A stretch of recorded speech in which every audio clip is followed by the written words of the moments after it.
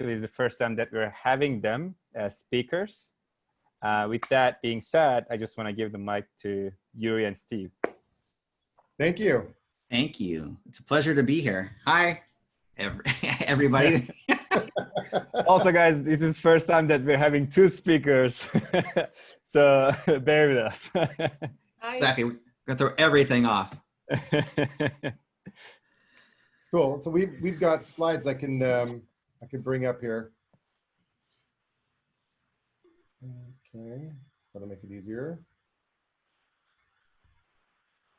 There you go.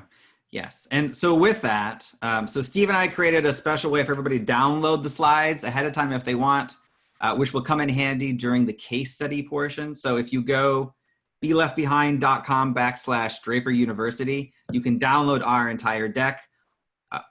We've also thrown in some bonus slides. So Steve and I, and some extras bonuses on top of that. Well, yeah. Yeah, exactly. We've gone like above and beyond with all of this. So everything you want to know about marketing, we created a bunch of extra slides that have gone on top of what we're going to talk about today. So it is, it's going to be helpful no matter where you are on that. Oh, awesome. Thank you so much. Cool. All right. So shall we jump into this? So Yuri, introduce yourself. Sure. So hello, everybody. My name is Yuri Cataldo. I'm an award-winning entrepreneur, keynote speaker, a technologist, and a best-selling author.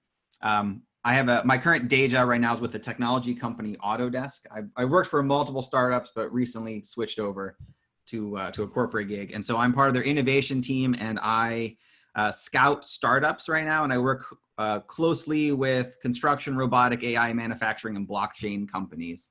In addition to that, I still work on the marketing and media consulting side of it, and I'm part of a mentor and judge at Mass Challenge, Techstars, and FinTech for Good. That was a mouthful. Okay, Yeah, I keep adding things. I like to keep busy. I always learn something new about you, Yuri. All right, so I'm Steve Good. I've been in sales and marketing for over 20 years. I've been a keynote speaker in a number of places.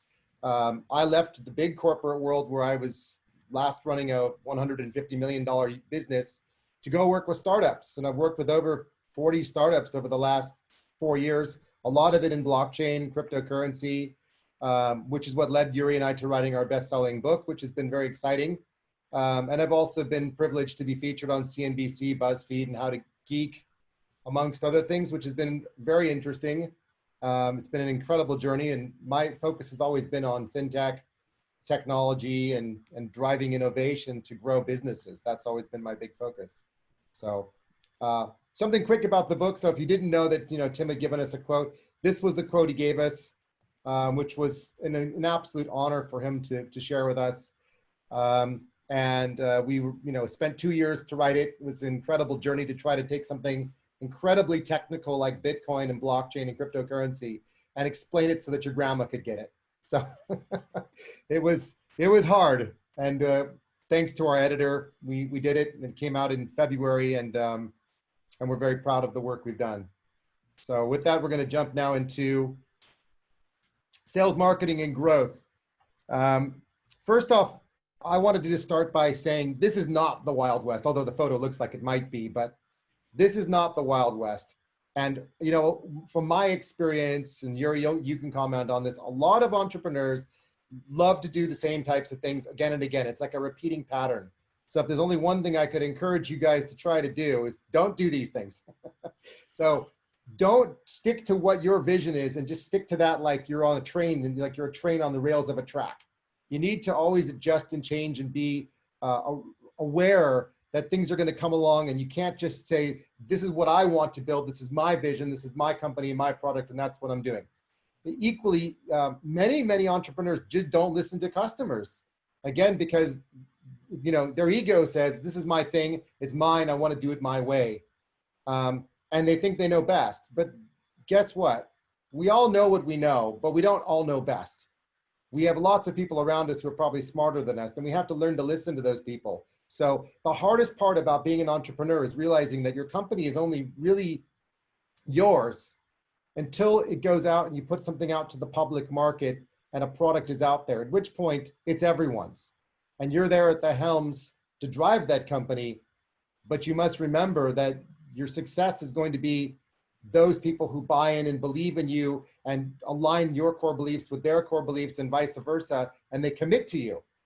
So your company is only as good as the people that support you. Yuri, you want to say anything about this? Yeah. So I'm not sure where each of you, like how far are you along in your companies right now, but this is something that I see a lot with the startups that I work with and chat with is there's a lot of very smart individuals out there who are making some technically very challenging products, but they have created a product in search of a solution. And that's what we're trying to avoid you to do. So keeping in mind that just because you've created something that's really interesting and exciting to you, it doesn't mean that there's a market for it or that anybody else really is excited at beyond yourself. And part of that is the customers, knowing who the customers are, listening to the customers, what they want you to build, what they're constantly asking for is what's really key. And we'll tap into that a little bit more. I do want to say that before we get too far. We'll have a Q&A at the end of this, but if you have questions as these slides come up, feel free to put them in the chat. If we notice them, we can answer them in real time, or if not, we'll answer them at the end. But there will be time at the end of this before the case study for our Q&A. Okay, so the next thing, before we get kind of deep into the marketing aspect, I think the other thing that's really important to understand that it happens right at the beginning of creating a company is that every entrepreneur is going to face the same sort of startup challenges, and they usually come down to either your customers or they come down to your investors. And the first thing the investor will say is, look, we've got a 3-year P&L, we've got a target, it's 1 million in year 1, it's 2.8 million year 2, and it's, and on and on. So the challenge is you're going to face is that the minute you get investors to invest in your business, you're going to be facing a limited cash problem all the time in the first few years of running the business.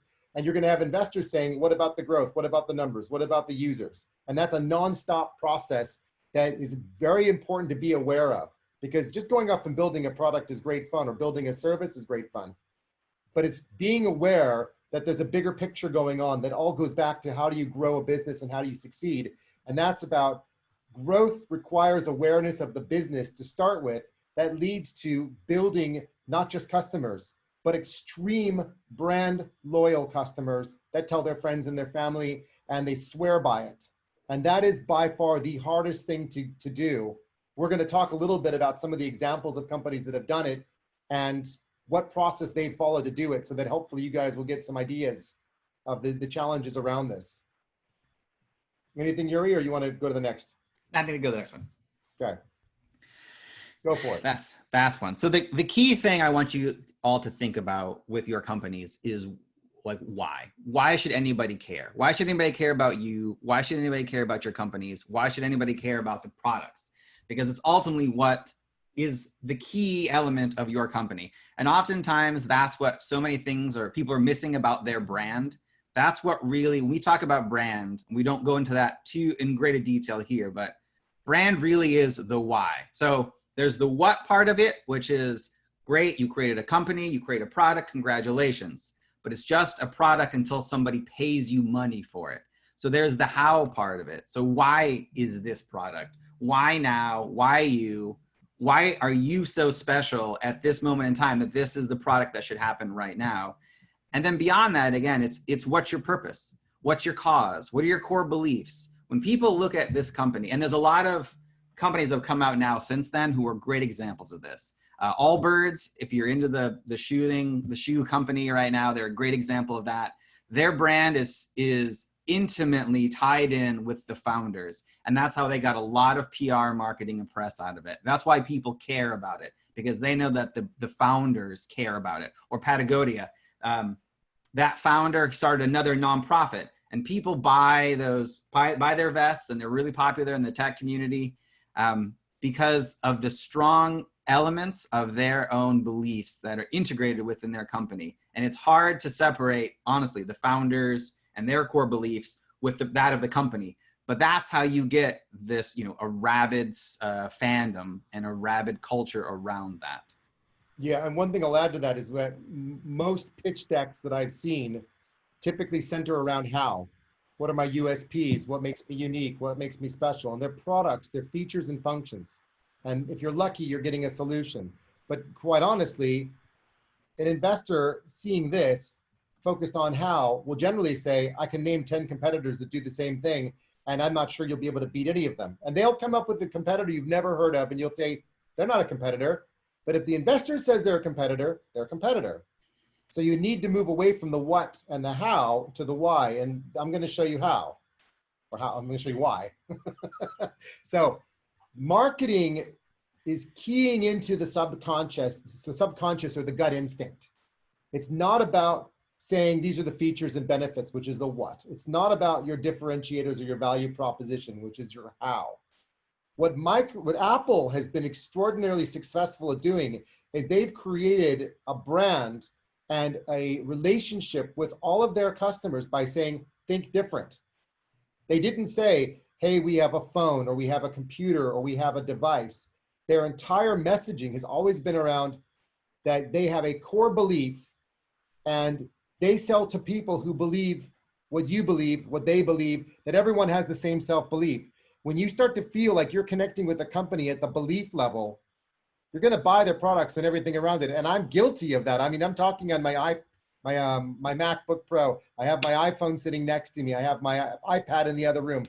I am completely guilty of it, and it's terrible. But they suckered me in because of the emotional connection that they create, that what they're doing is innovative and different. It's not about the fact that it's hardware and software. It's that it's actually me feeling like I'm connected to them as a brand. And because of that relationship that I have with them, I become a brand ambassador, because I just told you all the products I have that are Apple, and I'm trying to convince you right now to switch if you haven't already.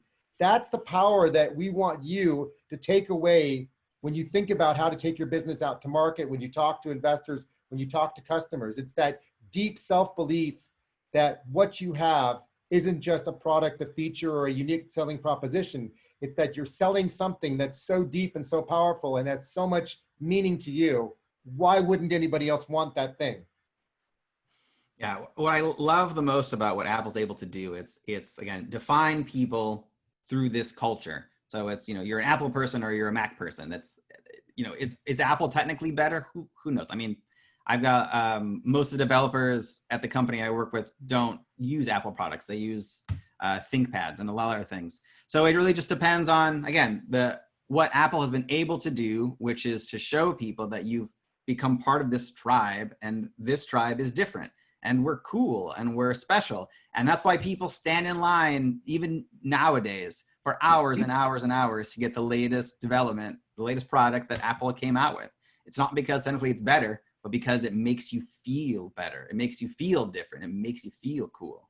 Yeah, so, and the thing about the why is that, why is where you're actually tapping into the brain and the subconscious elements of the brain, the feeling and the emotion and the connection of the gut instinct that yeah, it feels right.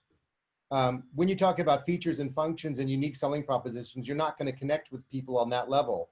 And whether it's an investor or a customer, it's being able to connect with them on an emotional level or on a subconscious level is the subtlety of what marketing can do, that gets us out there buying products and buying services and not even realizing why we're doing it, because why was effectively working on us.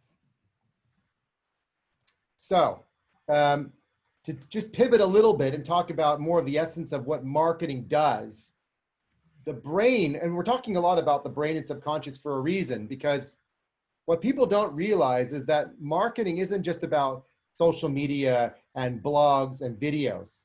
It's actually the subtlety of building a relationship with your customer before they're even a customer. And there's actually steps that your brain goes through to go from awareness that this company or product exists and to the point where they become so loyal that they actually have to tell their friends and family about it. And the first step is awareness, being aware that the thing even exists. And sometimes you might not even recognize that you're aware of it because you've just seen something written down or heard about it somewhere. And then you're like, I heard of this thing and I can't remember what it was or where I saw it. And then it shows up again because something already resonated with you that you felt a connection to it without even realizing it.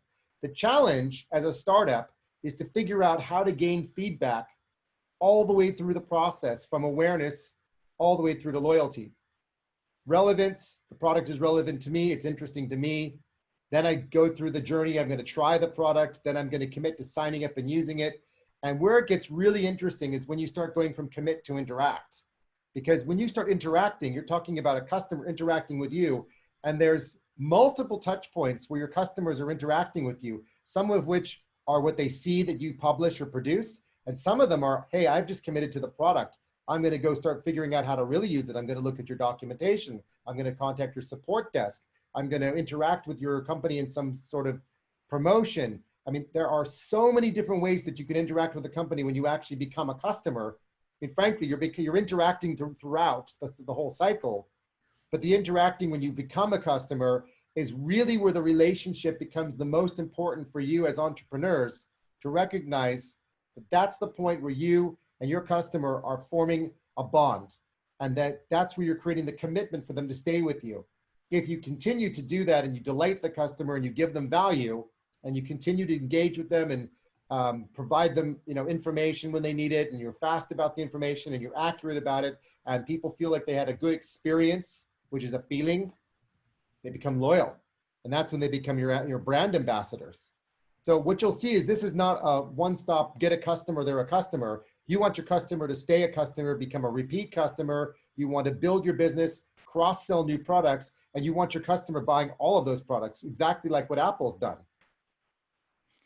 So that along with this, and I think it's a good time to highlight this, we got a question in the chat about, B2B versus B2C, which if you look at this on a face value, you're right. We're speaking more to B2C. However, there's something to keep in mind with that. So whether it's B2B, B2C, how you work with those types of organizations are called tactics, but each area you are speaking with a human being. And we are going through this on how human beings kind of think through the idea of hearing about something all the way to buying. So even if you are selling to a business, you're not actually selling to the business. You're selling to individual people at that business who then want to use your product. Right. And what it really comes down to is we as people, although we like to think that we're all rational people of like, I'm going to do this product because it has the best features of A, B, and C. What really comes down to is we buy from people we like. So think about the times that you've gone to a store, and I'm guilty of this all the time, buying more things because you liked the salesperson, because now that salesperson suddenly represented the company, even though they weren't supposed to at that moment. It's the same thing of whether, again, your product is going direct to consumer or going to a business, you're selling to somebody who will ultimately end up buying more from you if they like you. And so each of these touch points, from awareness all the way to loyalty, is another chance for either a customer who is, ultimately going to be buying directly from your company, or a business to have different touch points at your company and to grow, like, and trust you. And the more they grow, the more they like and trust you, the more likely they are to buy your product and stick with you no matter what. I'll actually add to this on the B2C side of B2B side of things, because I think this is actually extremely relevant even than B2B. I'll give an example, a personal example. About, let's say 10 years ago, roughly, I was working for a software testing company. Now, software testing 10 years ago wasn't as outsourced and as big as it is today. In the UK, there were about 10 companies that were all doing software testing. Each of us were anywhere between 20 and 50 people in size. We were small. And what was really fascinating was there were two things going on at the same exact time when we were out there selling to customers. One was whether or not as a company, we had a strong enough set of messages and core beliefs that aligned with the customer, that the customer would look at our website and would look at who we are and what we're all about and say, you know what, I feel like this company might be a good company to work with. To Yuri's point, it was then where I would come in as a sales guy and go meet the client, and they would have to see whether or not they could work with me. But both of these things were playing at the same time. There were many decisions that I saw taken where they would go to somebody else because they either had a personal relationship with that person, or some senior person said, I like that other company better, so I'm going with them. But in the end, what was really fascinating for me was I really literally worked for one of these Y companies. And at the end of this, let's say about 6 years later, we'll call it 2016, 2015, something like that. By the time we reached that point, we were the only ones still remaining. We'd either acquired or put all the rest of them out of business, and suddenly we were competing with all the Indian companies. I mean, that was amazing as a journey. And one of the things that was so interesting about that was that the core beliefs of everyone in the company was we were the best. We had a vision. We knew where we were going to go. We didn't say, oh, we do software testing and we do performance testing and automation. Nobody cared. Everyone did that. We just said, we have a vision. We know where we're going. We know how to solve problems, and we're going to solve those problems for you. And you throw a problem at us, it doesn't matter what the problem is, we're going to fix it.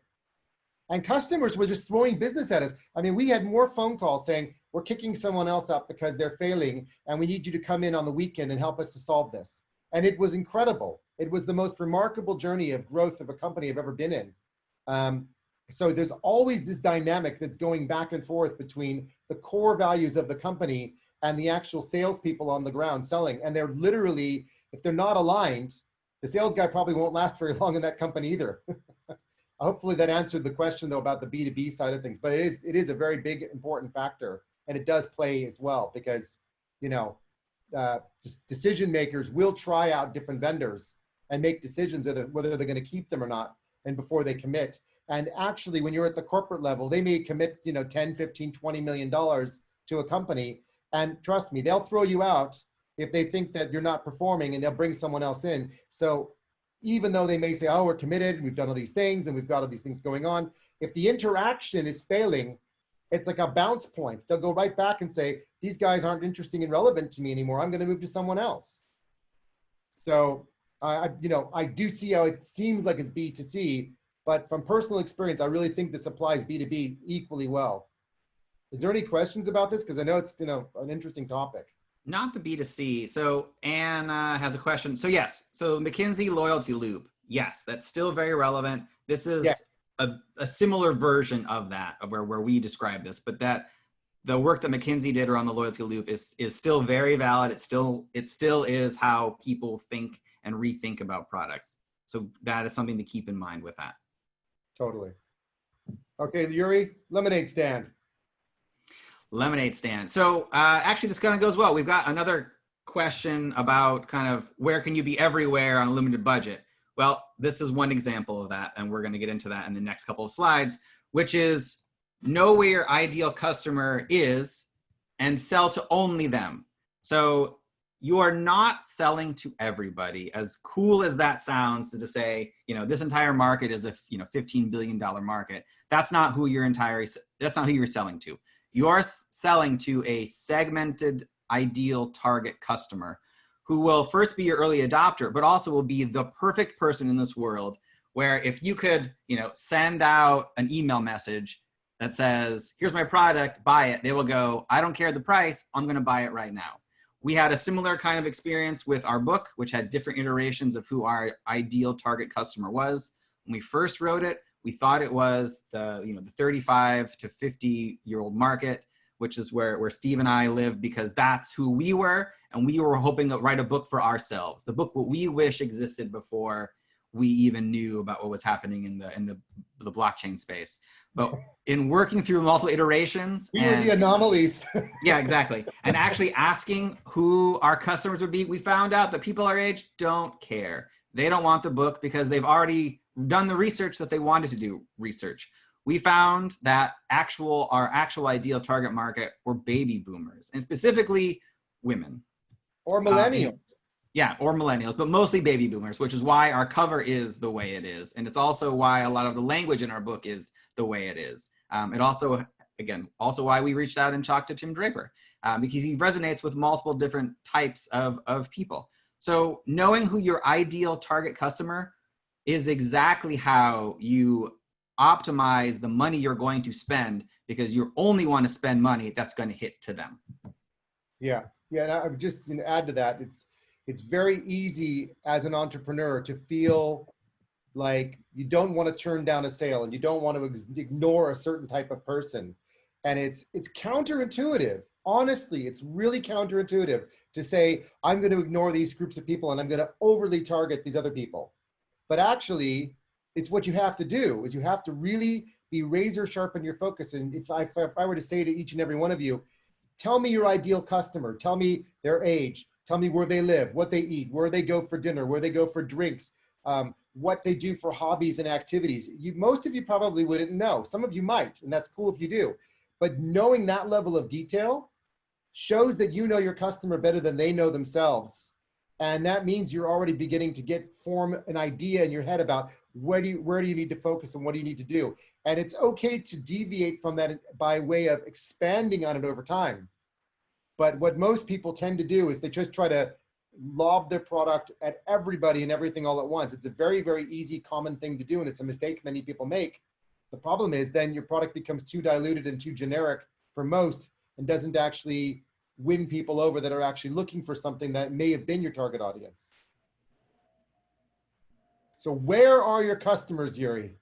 So this is, and actually this also taps into another question we were just asked about how to find your target customers. Okay. The honest answer is, from the very beginning, is you're kind of guessing. It's a little bit of guess, a little bit of inference, it's a little bit of research, because ultimately your goal is to get so many different data points that you start to know exactly who they are. It's not something where you're like, boom, I know exactly it's going to be, you know, someone who's 35, lives in Boston, because this is a city, Boston city skyline, you know, who drives to work, works for a corporation. Like, that level of detail is very easy to come by once you start big and kind of work your way down.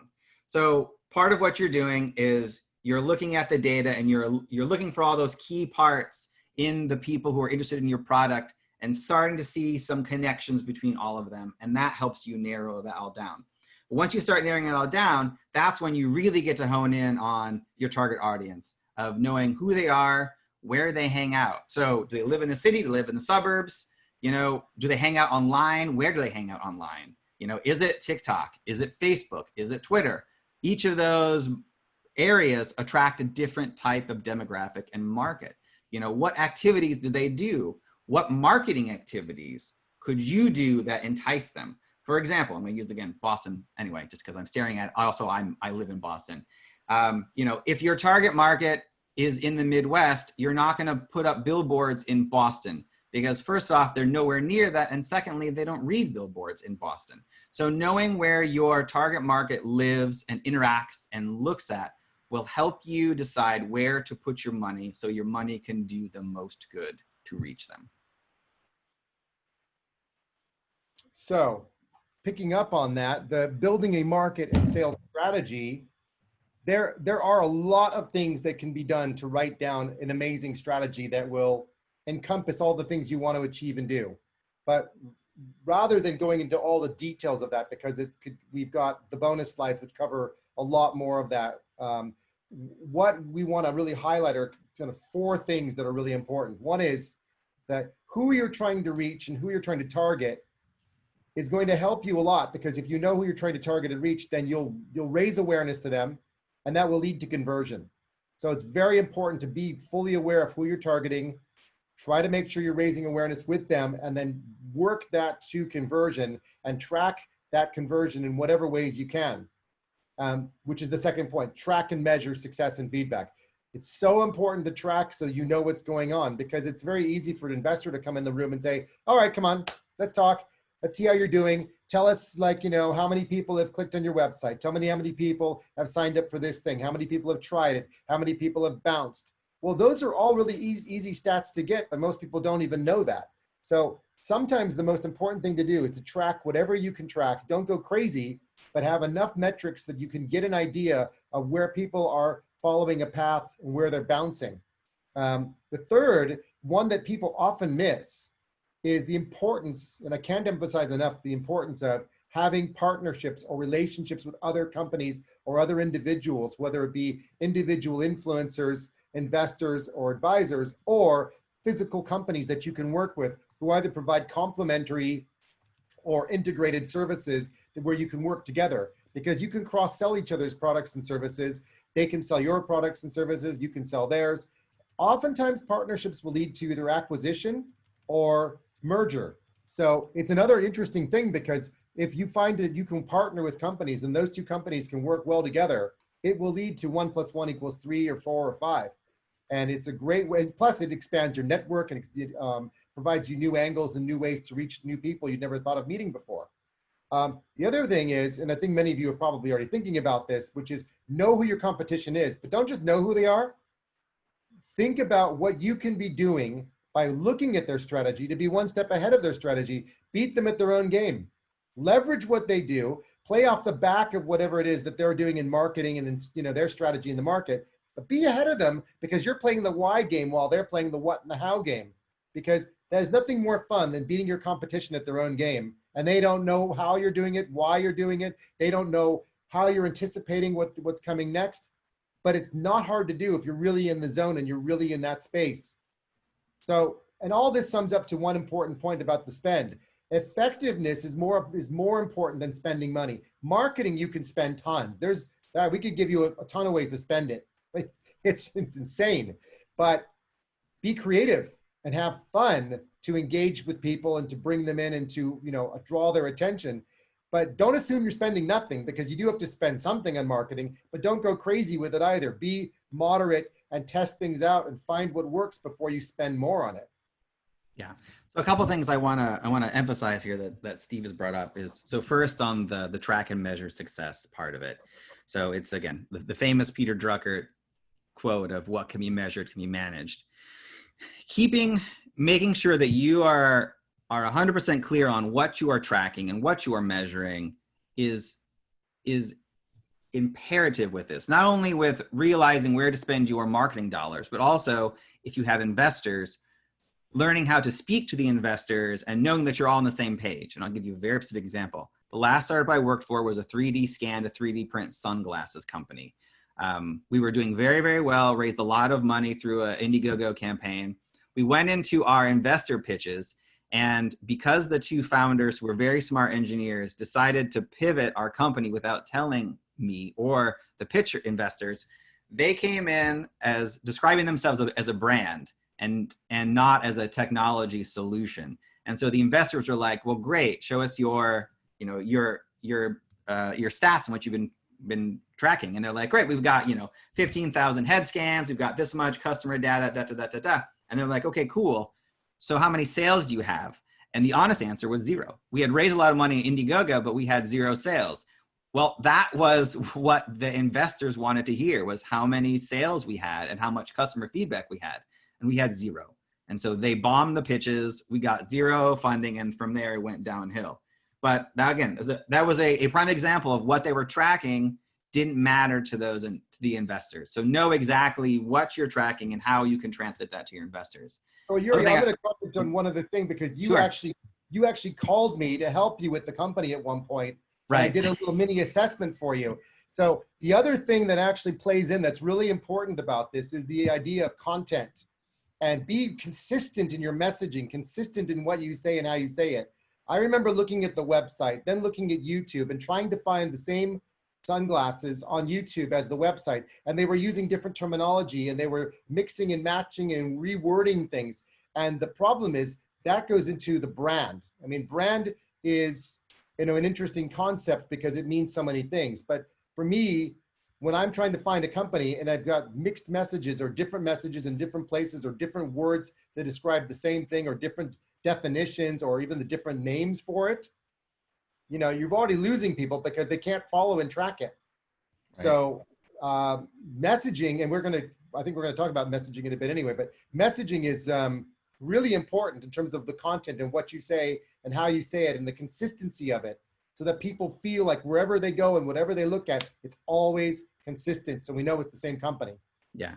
Sorry, briefly, I want to get in back also into the partnerships thing. I've been part of a couple startups, and this was something that I completely forgot about and totally skipped, and I wish I hadn't. And on the corporate side of it, it is something that I focus on the most right now with the startups I work for, is the corporate partnership level. So I work for Autodesk, it's a large software company. We don't make software anymore. We buy companies or we partner with companies to make that work. I work with so many individual small startups right now who are focused in different areas on the digital thread to the AI space, or even kind of the manufacturing robotic space. Each of them have different niches that the larger company I work for wants, but doesn't want to put its own resources into. So we partner with them. And so they become part of our collective. They work with our researchers. They work with other large corporate sales partners that we work for. And so it's like, it's a give and take. Sometimes we invest in them. Other times we just bring them into the fold and make introductions. But either way, both, it's like, again, it's the idiom, a rising tide floats all boats. And that's the same case. Like the smaller startups are getting a lot of boost from leveraging the corporate name of some larger companies, and the corporations are getting value because you're doing the work that they don't want to do. So if I were starting another company right now, I would really look at what large industry partners could I connect with and work with, because they really do need your help as much as you may not believe that. So marketing is more than just a strategy. It's also about understanding there are so many different touch points and ways to reach customers. So we decided just to put them all down here for you guys, because it's so easy to forget. And if you have them here on a screen, at least you can snapshot this and go, oh yeah, there's all these different ways. Social media, of course, then digital marketing is just one. But don't forget, you can go to conferences and events and just participate in competitions, do public speaking. I mean, as founders of companies, you have the right to go and speak at a conference because you're the founder, you're the CEO. That's what conferences are looking for. And don't underestimate, if you have an interesting company with an interesting product or service and you're going to a conference, go to the conference organizers and ask them to present and speak. You may not be presenting about your product or your service, but you might just be talking about what's happening in the industry. So it's establishing credibility and expertise. And it's such an important factor because it puts you guys out in the stages of, hey, we're known, we're seen. Submitting for awards. I've seen companies that actually they got known because they won hackathons. That's what made them successful. And it's an incredible thing to think that hackathons is what got them known. We talked about partnerships, and there's many examples of them from resellers, integrators, companies that are complementary, that offer something you don't quite offer, and vice versa. Or you can go to trending, to partners that are trending for a particular period of time, like they're doing something at this particular moment that's trending. So you can work with them because it's trending at the moment, and then you move on. It's okay. You don't have to stay long-term. Advertising and collaboration is also an incredibly vast area. It's not always about spending money. You can get influencers in YouTube, for example, who just take an interest in you and want to cover you and want to talk about you, and they want to get you on their show and they want to talk about it. Not always going to cost money. Sometimes it does. Surely running advertising and targeted adverts or other forms of Google marketing or Bing advertising.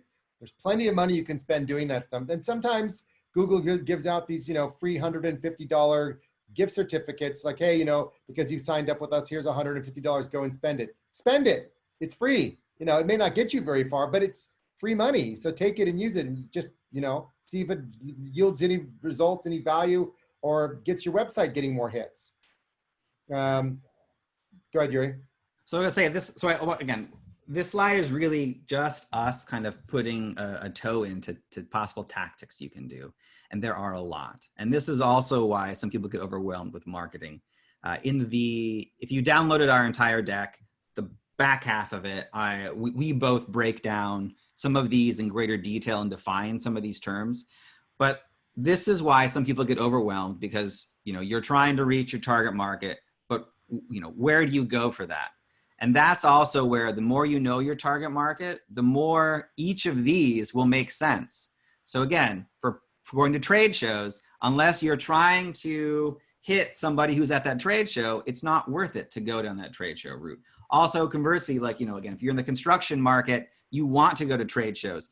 You don't want to be on Facebook because construction companies don't care about Facebook and they're not spending time on there. But they do want to be at trade shows. They do want to be at large speaking organizations, and they want to see you on stage talking about how your digital twin is going to solve some of their solutions. So that's what they want. So know exactly who you're trying to target to, because that will help you pick on all of these. Again, with the PR, like the PR and marketing side, or PR and publicity, I've seen a couple questions about that.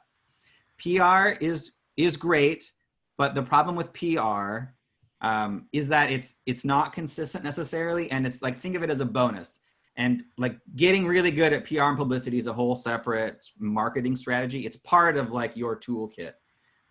And that's actually something that if you're really interested in the PR and publicity side, Steve and I can talk to you separately about that, because that's a whole separate strategy. And I don't want to spend a lot of time on that, but it can help and it can be good if you make sure that the PR you're getting speaks to your target market. If your target market doesn't care about reading the New York Times, then you being in the New York Times is going to be really cool, but nobody cares besides you. So that's something to kind of think about, some of those. But ultimately, with all of these tactics, it's who are you trying to reach? What do they care about? Where are they going? And if they don't go where you're putting money in, you are wasting your money. Do not waste your money.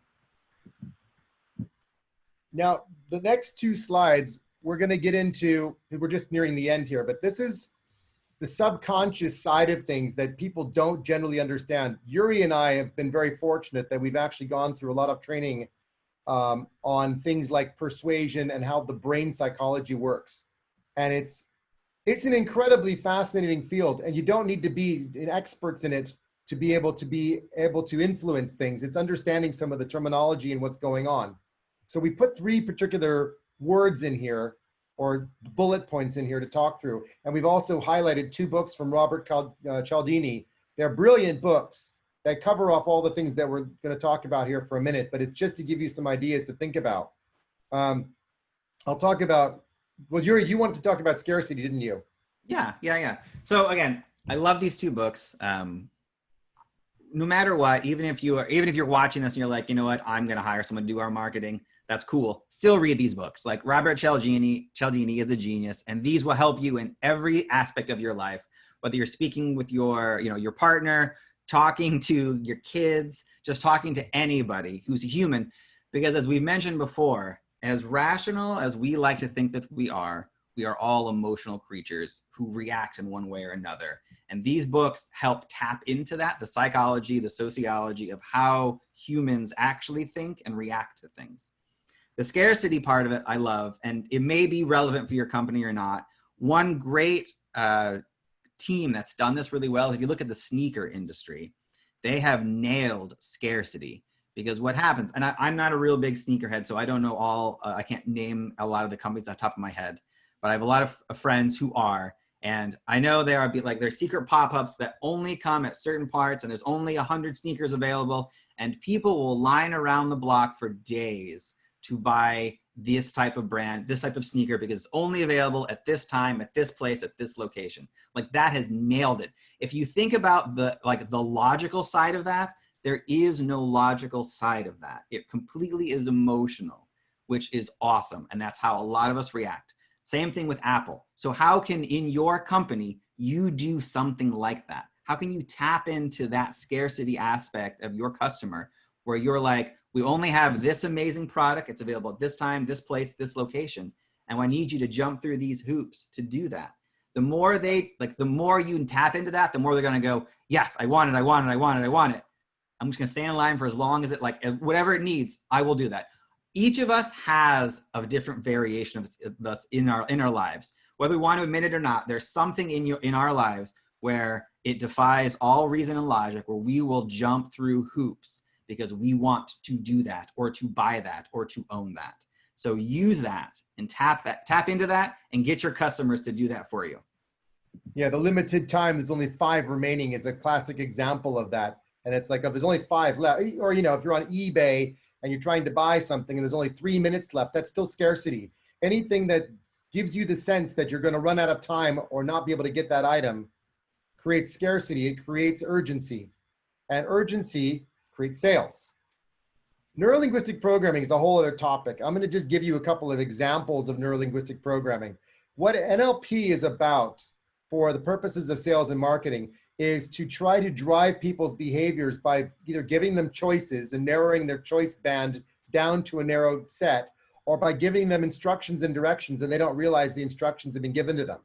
So if we were out at a bar or having a drink or something and I was sitting with Yuri and Yuri said, well, I'm going to go, I might say, Yuri, listen, before you go, do you want to have a vodka tonic or a rum and coke?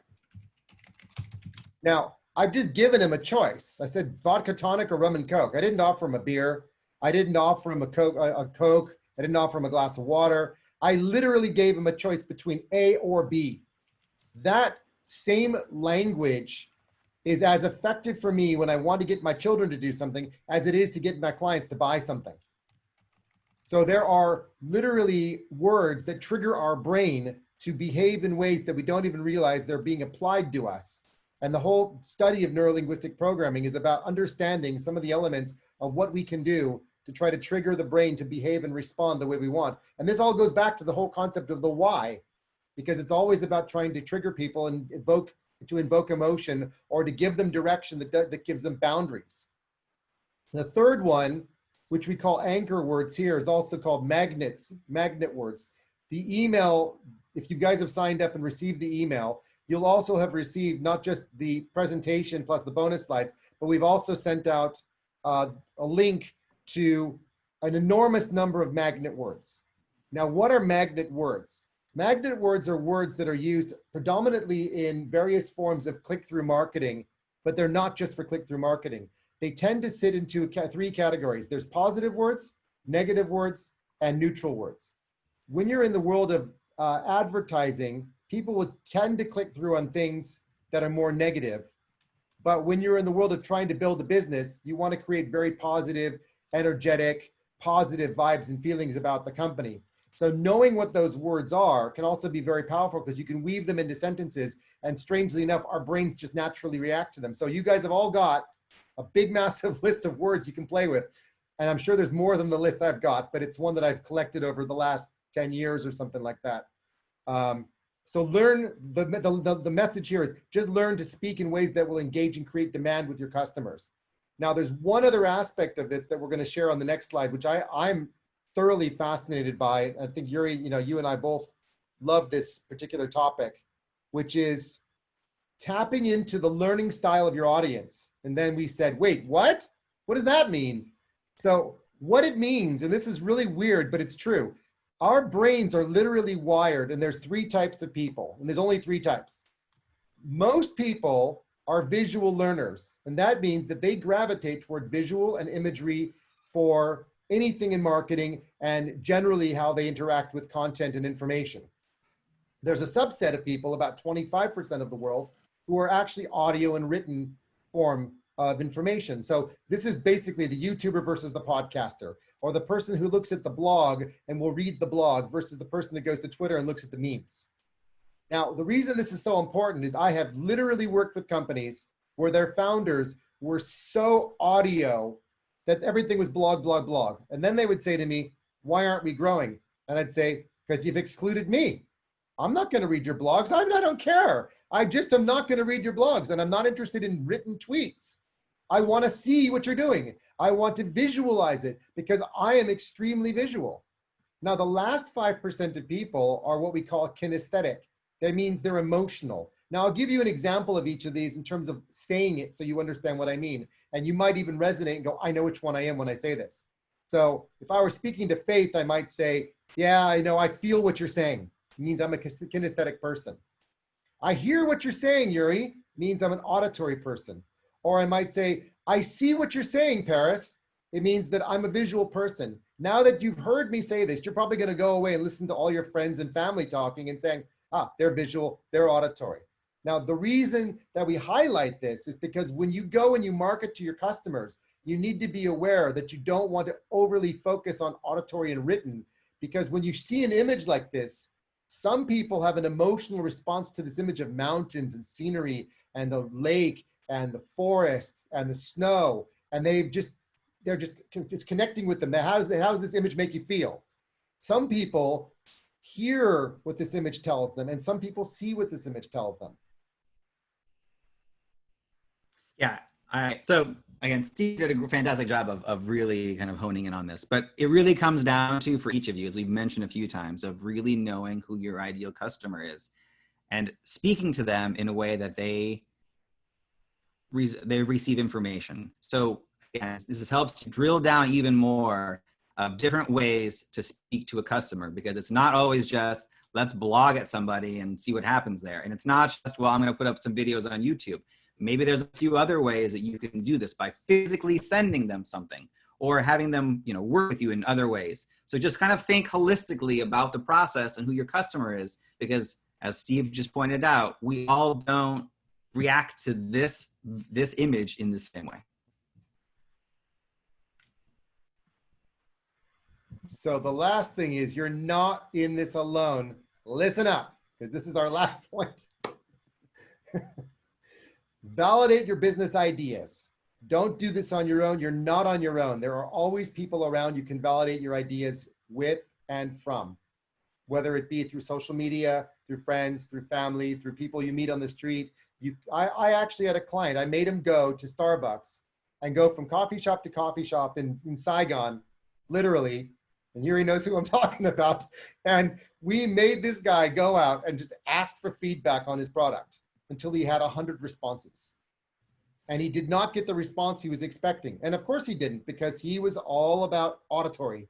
And he was getting visual responses from people, and he was just completely like blown away that he hadn't considered half the things that, you know, need to be considered. So validate your ideas. Don't be afraid to ask people. Find early advisors and investors who can guide you. They've had experience. They've seen these things before. I mean, building a business from scratch, always good to have people around that you can ask who can guide you, who've done this, because you shouldn't have to invent it from scratch. People are going to fast track a lot of the stuff you're trying to do by telling you, hey, you know, try doing it this way, and just be open to all the possibilities of what people might tell you. You ask 3 advisors, you'll probably get 5 opinions, and that's okay. It just means there's no right answer, but you'll fast track a lot of it by getting those discussions. Throw out your ego. That was the very first thing we said at the beginning, and we're still saying it at the end. There's no ego involved in setting up a company.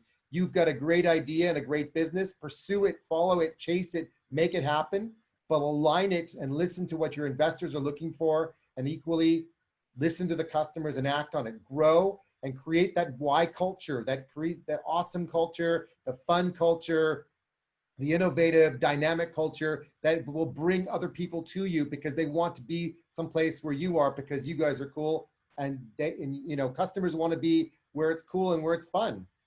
So don't be afraid to shift and adjust and make changes all the time. That's okay. But don't be like anchored to your one idea and that's it. Let that idea evolve and expand and change over time, and listen to all the people around you. They're going to tell you what they want. And if you give them what they want, they'll buy more. Yeah, the last couple of things I want to emphasize about this is, again, your ego. And I say this partially because of research that I've been a part of, where if you look at why startups fail, apart from running out of money, ego of the founders is like the #2 option, and it comes in different ways.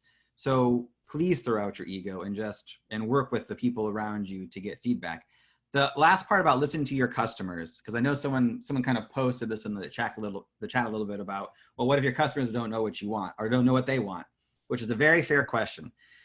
Customers will give you all kinds of ideas, but it really comes down to is they're looking for you to solve a problem for them. So, you know, whether or not they want a blue or a green or like, who cares about that? Really dial into what problem are they really talking about? And if you nail that and solve that, that's what they're actually looking for. The other stuff is just, you know, like nice, whether it's a blue or orange or whether it comes in, you know, you're making a drink of some sort, it doesn't quite matter on that part, but it's the problem. So when we say listen to your customers, that's what we really mean.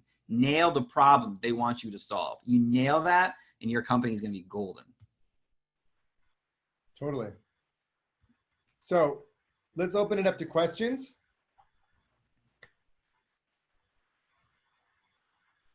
And I can't see the questions slide, by the way, Yuri, because I've got the master presentation running. Oh, okay. All right. Let's see. Well, so if anybody wants to open up here, well, there's a lot. Well, so I'm going to work backwards.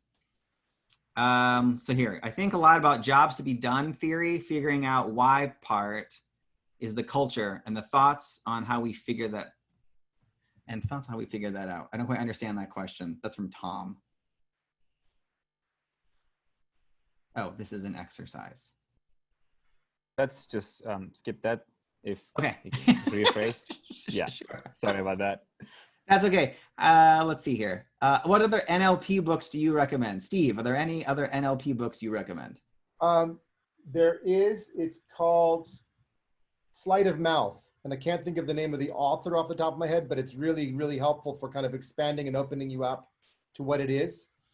There's also, what are the names of the two guys, Yuri? Mandel and Chris Thompson. Yeah. Okay, so there's two guys that get to that are basically NLP trainers in Toronto. Mike Mandel. Mike Mandel, there you go. Chris Thompson. Yeah. So if you Google them, you're going to find a ton of content, and they are amazing. I mean, this is where I learned a lot of my NLP stuff, and I think you're the same. I also took a course that Chris Thompson does, which is actually called Talking with Toddlers, which is for children. But actually, when you take the course, it's like, I think it's something like 20 little downloadable files for that are MP4s, and they're lessons that teach you different phases of how to use NLP for talking to your children. But what's incredible is he actually tells you this is not for children. It's actually a children's version of it, but it's applicable for business and for adults. And it is incredible. And once you learn to use his language, it is incredible how influential it is. And I literally changed because of it. It's one of the best, simple, easy online courses. And it's great if you have kids too, because you'll suddenly discover a whole new way to talk to children or nieces and nephews or whatever. And you'll find it amazing how you can get through to them and get what you want and not have the aggravation and frustration of temper tantrums and all the rest. And frankly, if you're working with people and they have temper tantrums, you'll probably solve that too. So. Yeah. Oh, great. Good. Somebody put in the Mike Mandel hypnosis in the chat. Thank you so much for that one. Yeah. Awesome. I think another book. It's so on the political strategists are really good at tapping into people's emotions, particularly right now. There's a book called Words That Work that was written in the early 2000s. That's a really good book to read.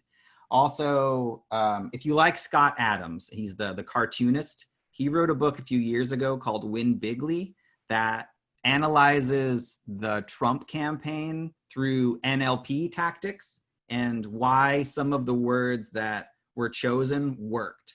So not saying anything political, but like from a political aspect of it, that's how he analyzed it from the NLP side. And it's fascinating to hear how he looked at which words in ads worked versus others. So those are a couple of things to look for on that one. Who are some marketing gurus or mentors that we both follow? I know on my side, so Seth Godin, I read a lot of his work. He's got a weekly blog, or actually a daily blog that comes out all the time. Neil Patel, who runs a YouTube channel and has a marketing company in New York, is incredible. Yeah. He's just amazing. There's a podcast called I Love Marketing by Joe Polish. If you just listen to Joe Polish, Joe Polish is great as well. Yeah, absolutely. Yeah, he interviews everybody on his podcast, and you'll like break into everybody, like from the SEO marketers to the AdWords marketers to the brand like people. That's all he focuses on. And he's got some free, great strategies too that you can download on that one. Let's see here. That's Staples of course.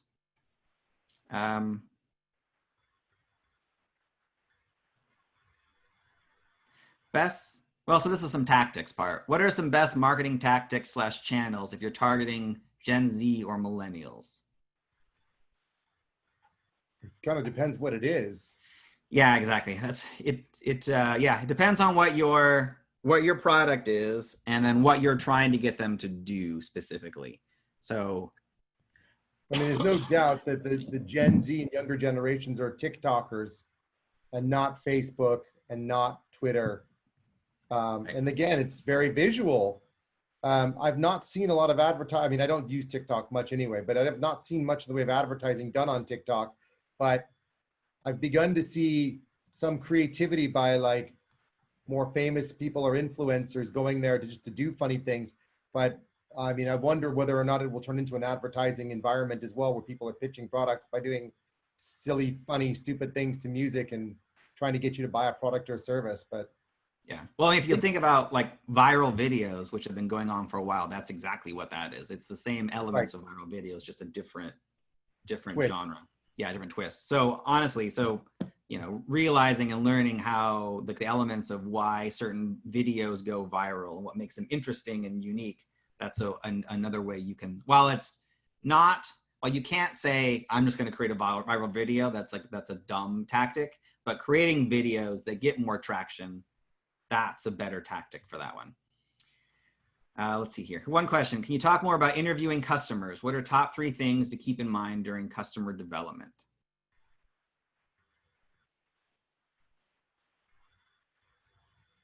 Well, I guess for me, the first thing I want to know is what's working and what's not working.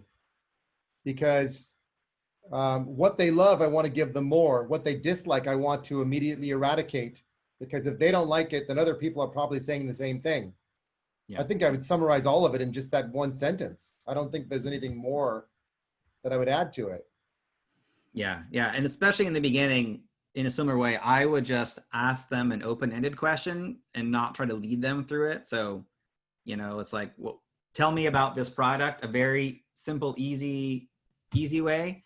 Or you can also, and a company did this to me while I was kind of going through their product, is they had me share the screen and I went through their product and they watched how I interacted with it.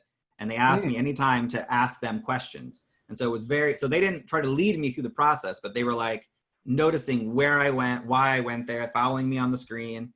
And I thought that was really clever way to do that, because I was basically answering their questions without answering their questions. There is something else to be said about what's called the blue sky. And that's why when we did the what, how, and the what, how, why slide, it was a blue sky. Because the idea of blue sky thinking is come up with anything that might be a possible realm of where the company could be in the future, and then figure out whether or not it makes any sense. So one of the things you can do, aside from asking a customer what works today, is ask them blue sky, meaning future. If we could give you anything in the future that would make your life 10,000 times easier, what could we give you? What is it you'd want us to do that would make you more loyal to us, that would make you buy more products from us, that would give you immensely more value than you have today? And they may not know the answer, but they might say, oh my God, yes, if you could give me this, oh my God, that would be so much better than what I have now. And then you'd be like, okay, great. Yeah, that's cool. So, you know, knowing where they are today and knowing where they want to be in the future, for me, it's a combination of those two things that are so valuable to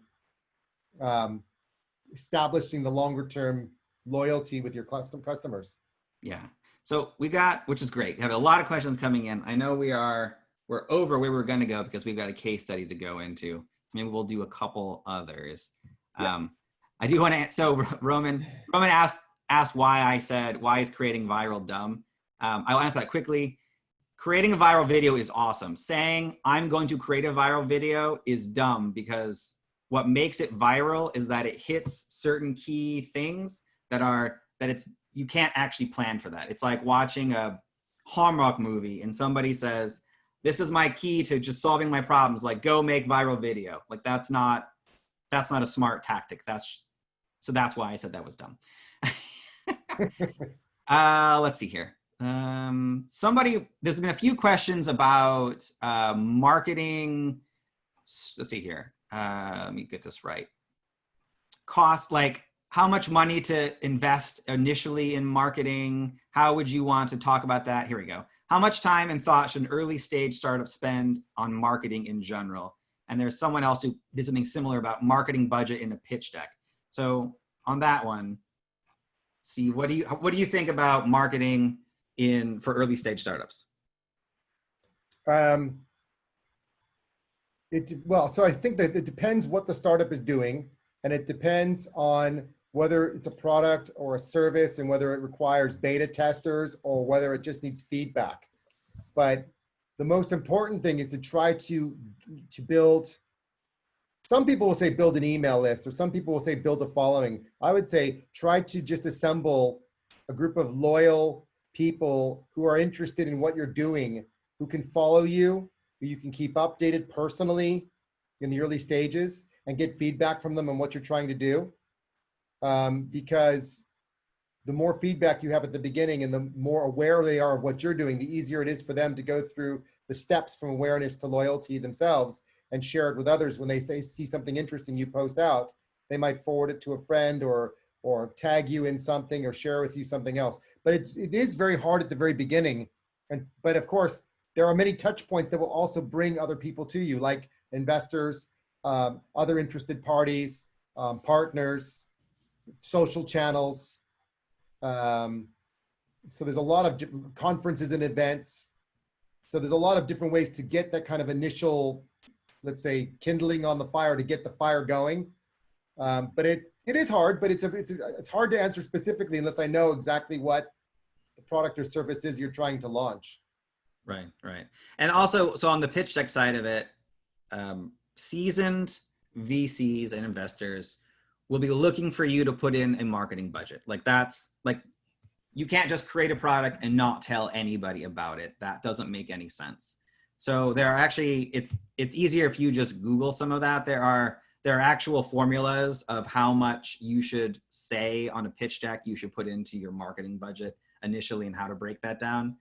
Yeah, and Steve is right. Without knowing exactly what you're trying to accomplish and what your budget is, it's like we're kind of speaking in vague terms, but you need to include it in your pitch deck because the investors will be looking for it because they want their money back, and they only get their money back if people buy your product, and the people buy your product if you tell them about it. So it kind of reverses back up there. Well said. Yeah. I think we should jump to our breakout session. Okay. If you guys are okay with that. So Yeah. That, just quick, if anybody hasn't already gone to our website, to Draper University link, I would suggest go there now, just quickly get the slides so you have this entire deck plus all the additional slides that are here. So if you need to make reference to them, you'll have them yourselves. You can look at them and look at the content that's in here. So it's just a little cheat sheet for all of you to have access to the slides immediately. Yeah, and again, I know there's a lot of questions still coming in. If you, since we're stopping this right now, feel free to reach out to Steve and I on LinkedIn or email us or tweet us. Yeah, authors@beleftbehind.com is a shared email. Yeah. So we can field responses there. Yeah, exactly. Happy to connect with you guys on LinkedIn. I see somebody's already posted something. Jonas Mosa, I think it was, quoted me. Thank you on LinkedIn. So yeah, but connect with me on LinkedIn, connect with me on Twitter. Just make sure you let me know that you were part of Draper University. Same for Yuri, because then we know who we're talking to, because we get a lot of spammers and scammers and garbage in LinkedIn, unfortunately. Okay, ready for the case study? Ready. Okay, guys, good luck to everybody. Have some fun. Here we go. Try again. Okay. Wait for you to, anytime. Okay. So here's here's our case study. Okay. We all now work for Tesla, and Tesla has decided to get in the golf cart market. It's because of market conditions and it expanding region in other areas, which we can get into later. So your objective with this is to figure out who your target market is, why you want to talk to them, the why. So beyond what I've just kind of told you, and again, I'm being vague on purpose, why would Tesla get into the electric golf cart market? And some of the key messages on how you would reach your target audience so that Tesla can sell this to them. Yeah, and what is your why, as in like not what and how? What's your why that makes people go, oh yeah, I'm excited about this great golf cart. Exactly. So we've got 20 minutes to work on this. Actually, maybe we should lower that to 15 minutes to work in groups. And I'll pass it off to see what the groups are going to be. But remember that you all work for Tesla now, and our goal is to create a presentation that's going to be passed up to Elon about how and why we should be selling electric golf carts. And we're going to have two winners at the end. And Faith will be providing a copy of our book to everybody. And the two groups that win, Yuri winners. The winners. Not everybody, the winners. Just the winners. Sorry, the winners. That's what I meant by prizes. I'm sorry. The winners. Is this also a part of a marketing campaign of the book? Exactly. Surprise. Thank you. We will give, Yuri and I will give a free consultation to each and every member of the two groups that wins as well, because we want you guys to work hard now but we want to help you guys to succeed after this as well. All right. Breakout rooms are ready. Any questions, guys? Yeah. So you're basically presenting Before- to us, and then, so that was answering a question. So the teams will be presenting to us, and we will then present it to Elon. So I mean, it's a semantic argument, but yes, that's basically it. You're making a you're making a pitch. It's going to go right up to all the way to the top, and that's then what the marketing team is going to use. All right. Are we doing 15 or 20? Let's see here. We can do, if we do 15. Well, Okay. We'll do 20. Okay, let's do 20. All right. I'll see you guys in 20 minutes, okay? Okay.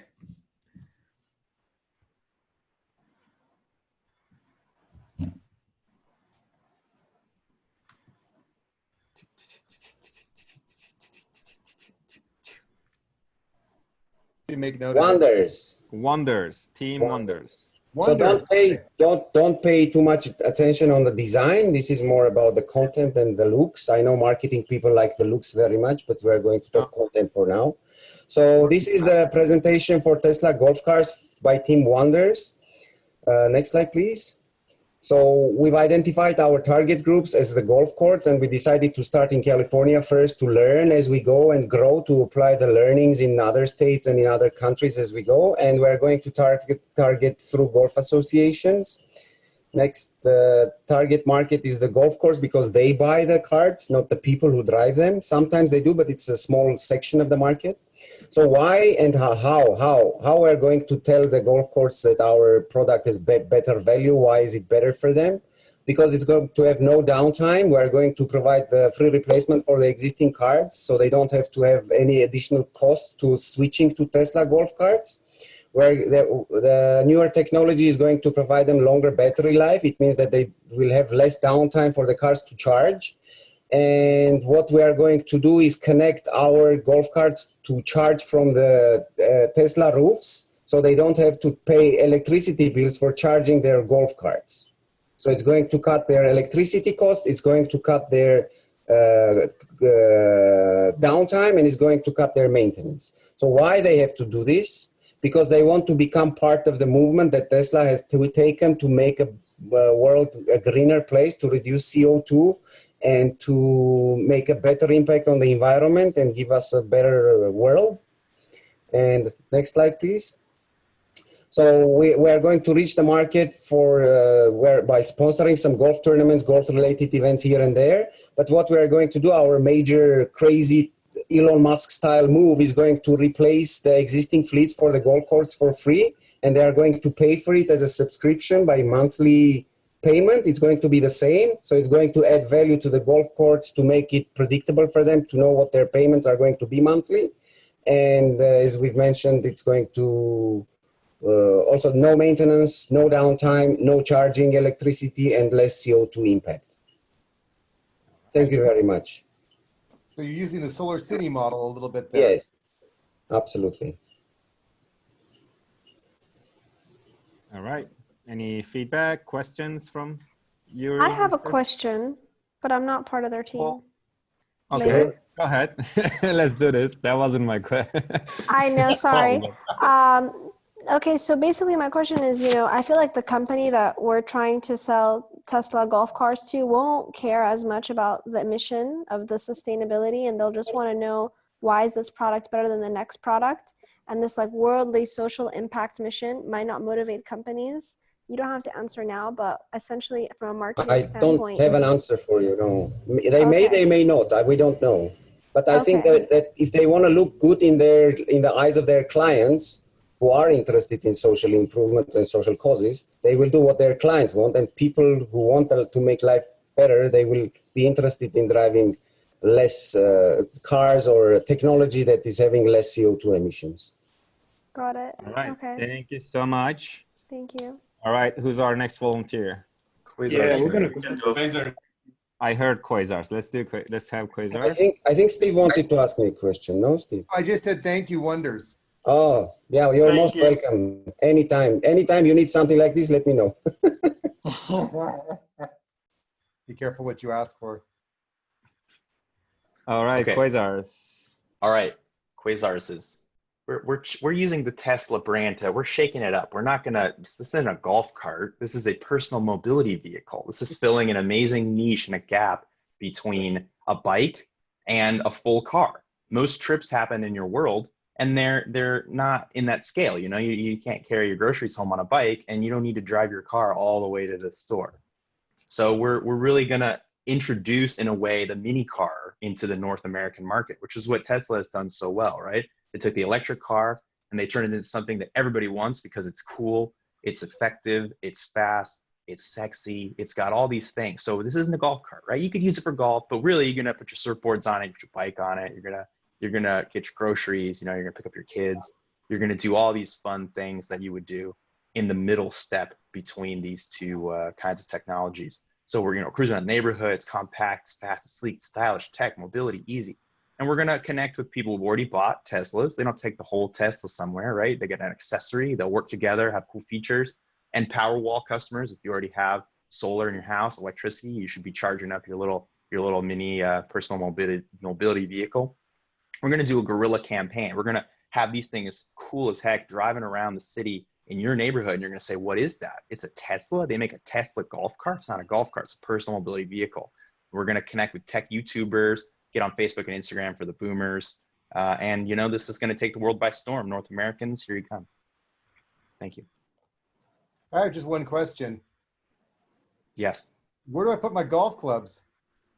Oh, that's very glad you asked. Much like a stealth fighter jet, it has a secret back compartment that folds out where you can insert anything you want, golf clubs, giant groceries, pots. You got because you're a gardener now, right? Everybody's a gardener in quarantine.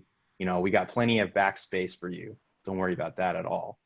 So if I'm at the golf course, I can still leave the golf bags standing upright? You can. In fact, you can even, they'll automatically find you. It's got autopilot features that first pioneered in the Tesla. You can say, come on, golf cart, and it'll follow you around. It's very advanced. Tesla. Find all for me too? That's version 2. Sign up now to the beta list. It'll have a little arm on the side to hit it. Nice. All right. Thank you so much, Team Quasars. All right, who's next? Supernovas will go next. Okay, Supernovas, I heard. Guys, please put the Supernovas screen to share the screen.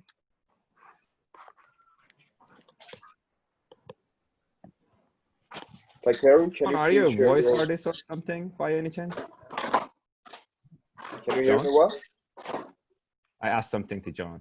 Are you a voice artist or something by any chance? Sure, I am. I'm available for starting. No, I'm not asking that. Work. I'm just kidding. Are you? No, I just enjoy. I have some IMDb credits. I enjoy. Right. It's all about communication, right? Yep, absolutely. All right, thank you. I'll contact you later. Welcome to Draper University by John Hanachek. All right, Supernovas. So guys, welcome to the best team presentation, also known as Supernovas. And we can see the presentation, by the way. Moses. You can't see it? We can't. It was just there. Takeru was sharing. Yeah, wait a moment. That's all right. If you can't see it, Let me check. I can't even see it.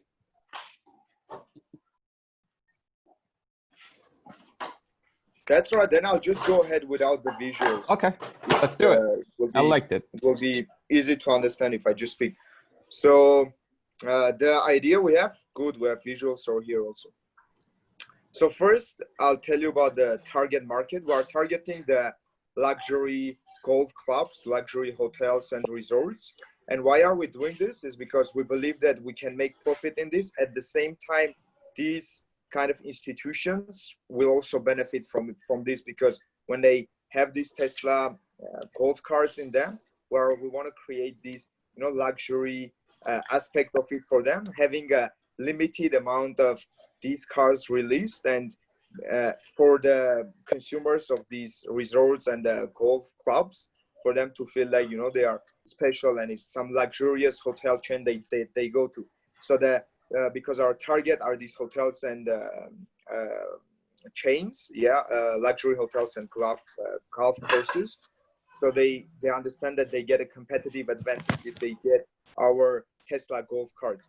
And how we are going to do it, we'll have a presentation by Elon Musk where he would come and show the product, comparing it with the existing alternative, doing a demo why this one is much better than the other one, and moving to why would these companies would like to be a part of this and use our technology, is to share our ideology of saving the environment, being eco-friendly, at the same time being stylish and being up to the new technologies. That's about it. Thank you very much. Let me know if you have any questions. All right. Any questions for more Actually, judges? Can you just go back and show me the why slide again? Wow, that was fast. Okay. Okay.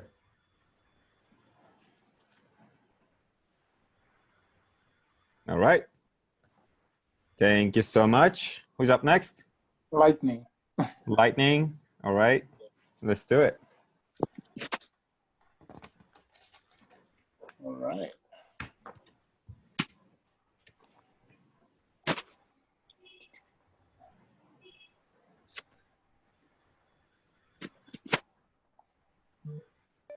Can you guys see my screen?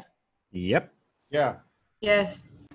All right, so we're Team Lightning, and the name of our product is actually called Tesla Mini, the Tesla Cart Mini. So first and foremost, we have a guy on the team who's in California, and one of the things he mentioned was that there's already people in California using the golf carts as a mobility vehicle.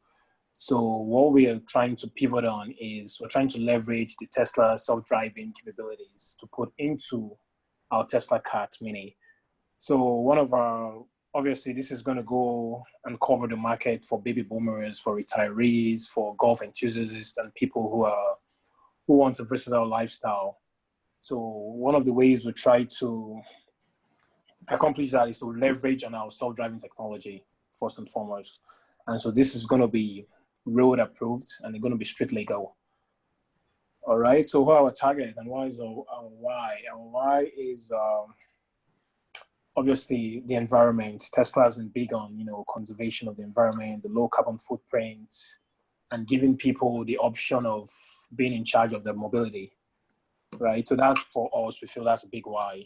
Obviously, the self-driving aspect is also important, but not as much as the low carbon footprint and environmental factors. How do we go about doing this? Obviously, the Tesla Mini, which is a golf self-driving cart, I already mentioned that. And obviously, what is the what? The what is tied into the how and tied into the why as well. So everything is going to be a holistic approach. From you can take these golf carts to the golf course, you can use it, you can come home with it, you can drive on the road, and it's going to be strictly legal. How do we plan on marketing this? We plan on using our customer distribution channels. Tesla already has millions of customers around the world. So, and they do zero marketing. Funny enough, all the marketing is word of mouth. So we can already channel our product into the pipeline through exhibitions, trade shows, whatever, you name it. All right. So, our proposition. Thank you very much. Thank you. Thank you. Who's up next? We can go aliens. Can I share my screen? Okay, let's go. Yep. Yeah. What's the group name? Aliens. Alien. Aliens. I like it. Good. Good morning, everyone. So we are presenting the all-new Tesla golf cart, which is innovative, sustainable, and cutting edge.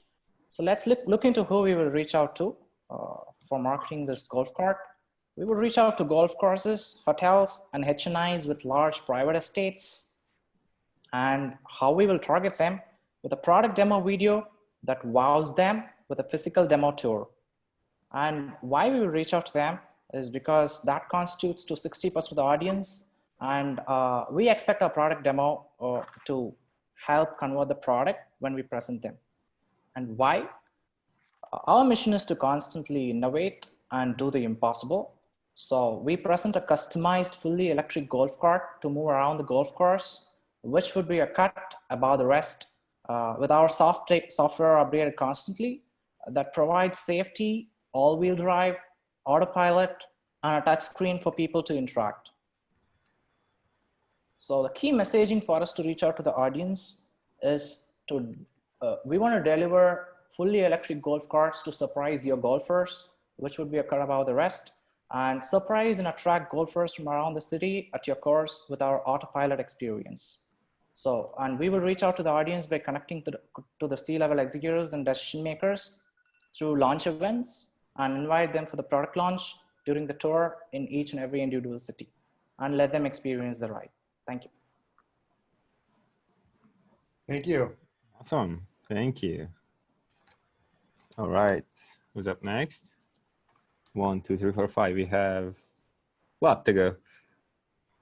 The blizzards are probably ready. Okay. Go Blizzards. Yeah, Myers, you ready?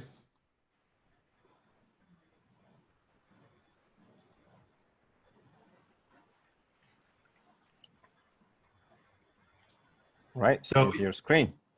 Can you see it? Yep. Okay. So we believe that golf courses are competing for the best golfers. And in order to attract and differentiate that, we would partner and sell right to the best golf courses, B2B, the highest golf, highest resorts, best golfing in the world. And, golfers are like fishers. They like to tell big stories. They like to compete. And so we're going after the golf courses that want to bring in these golfers that want to show off and, have the latest gadget, which is what we believe is the finest, Tesla golf cart. So we can go to the next slide. In thinking about how Tesla disrupted, the Chevrolet Volt and the clunky, things that existed in the market, we want to create a sexy and sleek, high-tech and savvy golf cart. So you'll have the option to, turn on your GPS if you want. It'll tell you how far you're away from the hole so that people don't have to buy these individual gadgets.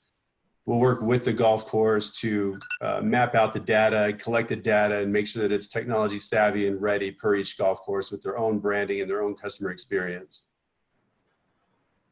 Left side. So the way we'll do this is we'll introduce it through our VIP meetings and conferences. We'll sponsor tournaments. We'll gain this customer attraction with them. And you know how it is. Once they start getting that in the norm and people start really embracing the product, then it's almost, if you don't have our product, your golf course is going to be left behind. So we're going to make it fun. We're going to create, a customer experience that they just really can't live without.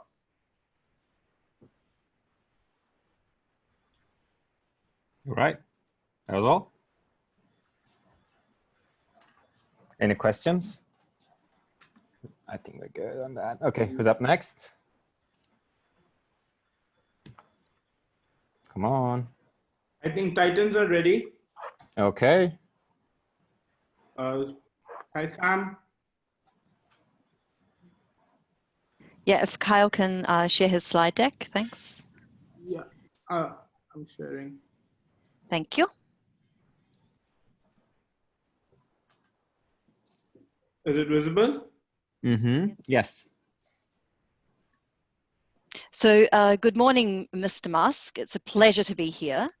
And we feel that we can offer an incredible experience that will bring a little bit of fun back into the golf cart, or the Pikachus, you choose. We've taken a different approach. We feel that golf carts can obviously be a B2B offering through that market segment. We've already heard about golf courses, but what about the industries? What about the large factories? Who wants a sustainable mobility device and also vehicle that will allow them to get across various different spaces? Large conferences and forums even perhaps. Our B2C market looks at palaces and mansions with large territories that brings in the best of the best from around the world that want to be cruising around large mansion territories in style and with the Tesla brand. So why? Well, obviously we have the brand, Mr. Musk, but we also have luxury and sustainability. Sustainability because we feel that we can take some of the incredible work that you've done, not only with our electrics, but with our solar. So we're actually looking at a mashup between solar and electric. Also looking at zero cost commute, self-driven, and obviously very fast. Not only do we look at the connectivity, but we also look at the next slide about reachability. It sells on its own. It has its own brand, it's luxurious, and we can control it with our mobile phones. Thank you, Mr. Musk. All right. Thank you so much, Sam. Who's up next? We're halfway done. We can go Team Lanterns. Okay, go Team Lanterns. Paris is presenting. Are you here?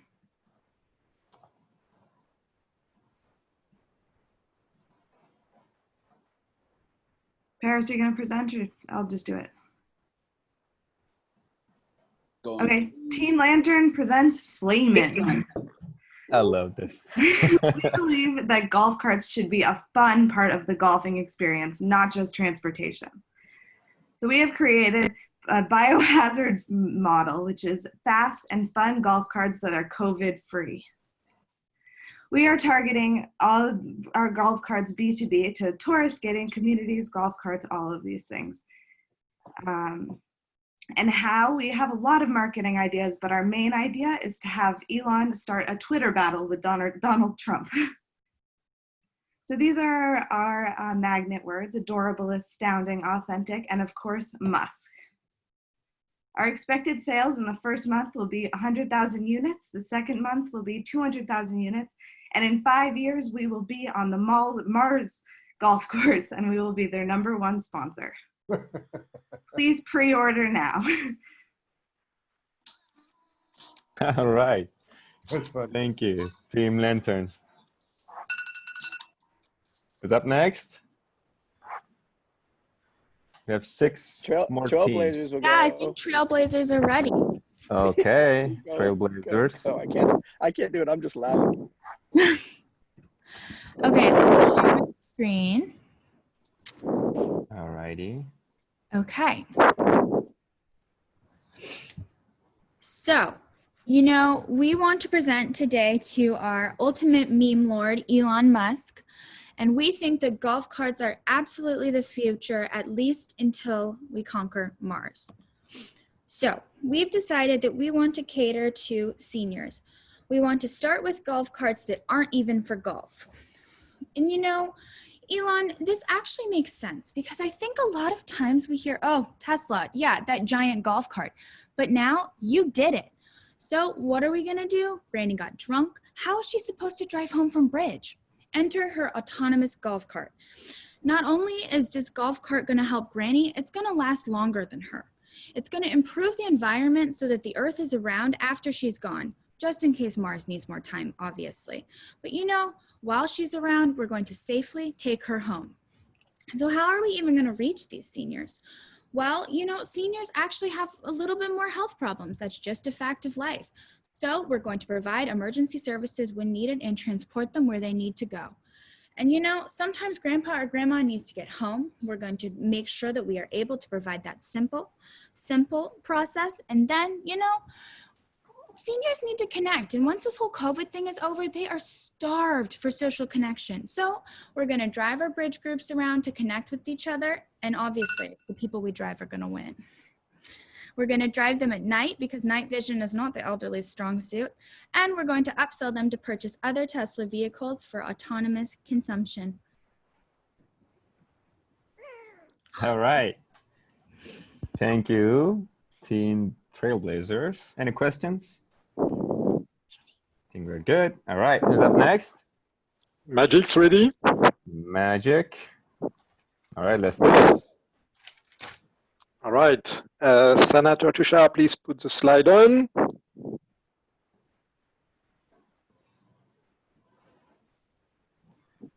Okay. Sanat or Tushar, please share the screen with everybody because I don't have access. Sanat, Tushar, come on. Or maybe one team in between. Oh, here it is, I guess. Oh, here it is.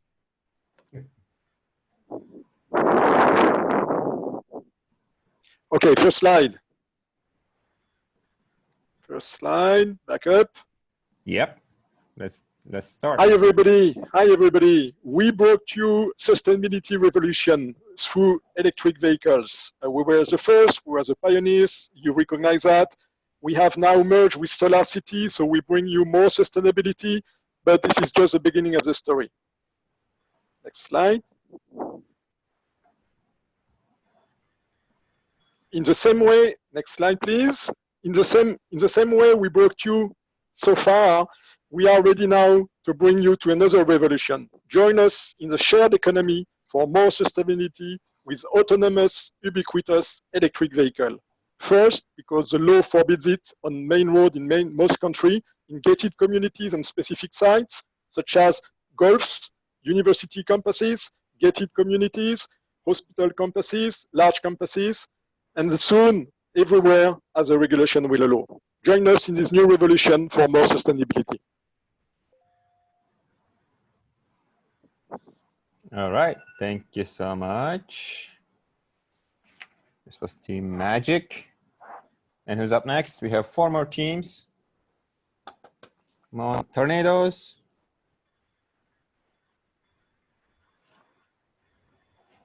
Another team that I'm missing, Catalysts.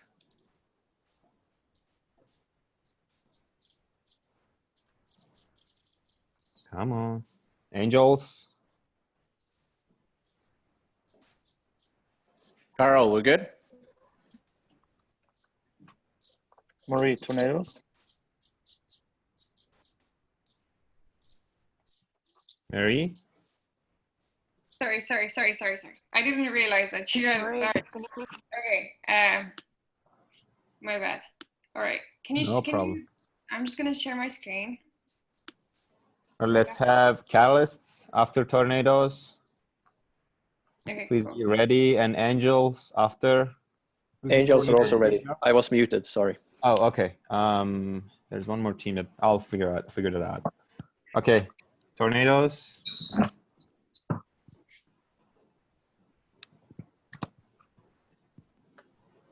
And lastly, what team is that? Lanterns. Yeah, last team is gonna be, Lanterns did that actually. Phoenix as the last team. Do it again. Right.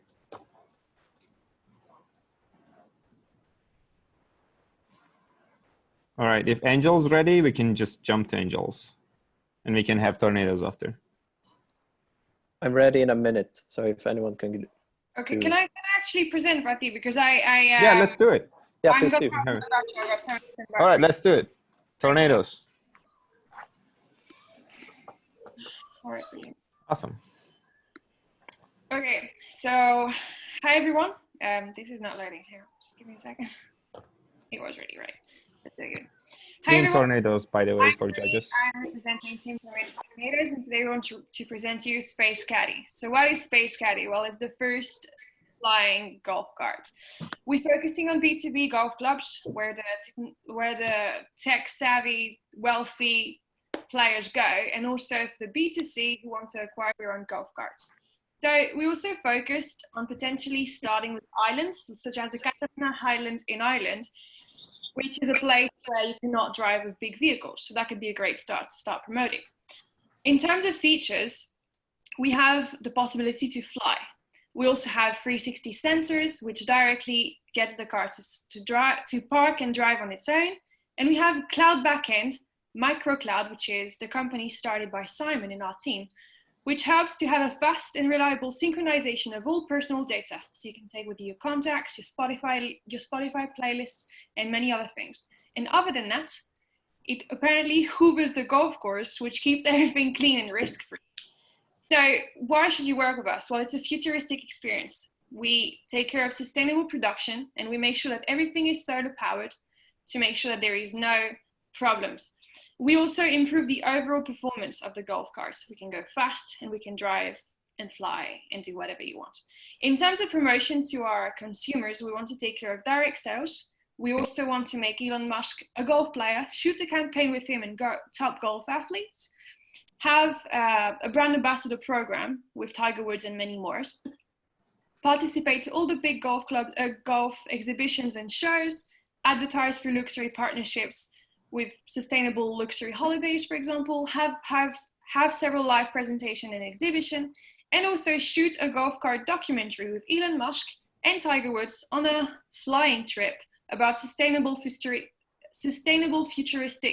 safe world, showing us the best golf courses in the world. I think that's all I have to say. I guess it aligns really well with the mission of Tesla, and it aligns very well with the futuristic world of golfing. I have a quick question. Tell me. Does the flying of the machine in the wind blow the golf balls? No. No. Elon has an answer for everything. All right. Only if it blows toward the hole, it's okay. All right, next team just want to say one more thing, that if it's too futuristic that the golf car already flies, then I guess it's a really good idea also to promote the golf car in front of Elon as being able to also ride off-road, because he's a huge fan of Burning Man and goes there very often, and a lot of people actually drive golf carts there as well. So yeah, just as a hint there. Plenty of time. All right, team catalysts, please. You guys ready? Anyone from team catalysts? All right, let's jump to angels. Yeah. Oh yes, I can do catalysts. Oh, team catalyst, let's go. I'm just okay. Sharing my screen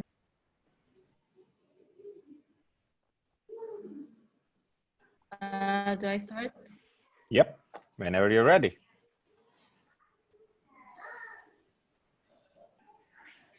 Okay, so here's our Tesla golf cart by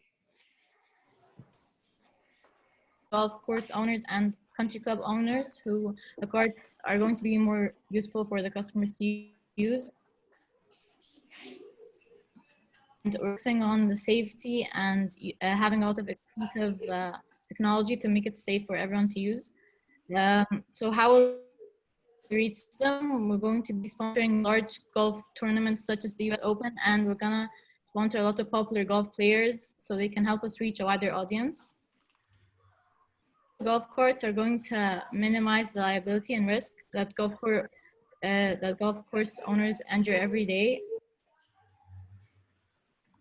injured by golf cart accidents each year. So that so in order to attract more people, we're going to have to really focus on our safety.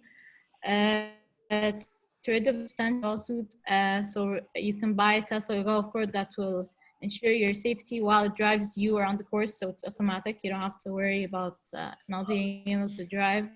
And we're gonna, that's it. All right, thank you so much. Angels? Thank you. Yep. Angels.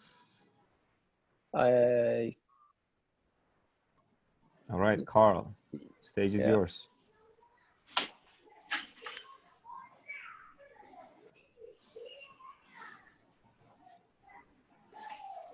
Angels, by the way? Yep, angels. Yeah, Got it, angels. okay. Cool. So, hello. We don't think that you're a golf the past, because this is you at the golf course right now, old saggy clothes, driving a worn out golf cart.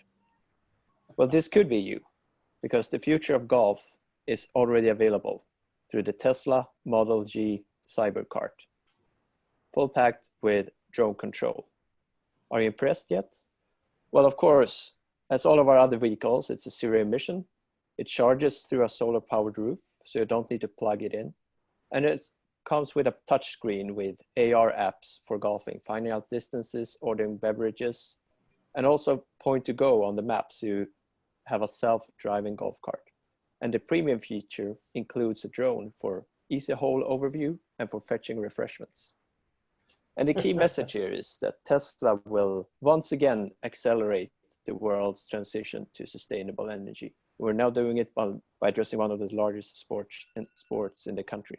How we'll do this is we will put ads in golf magazines, sponsor golf competitions, and also support tour workers by enabling them to quickly ride back and forth to work. And why we're doing this is to reduce the carbon emission of golf carts.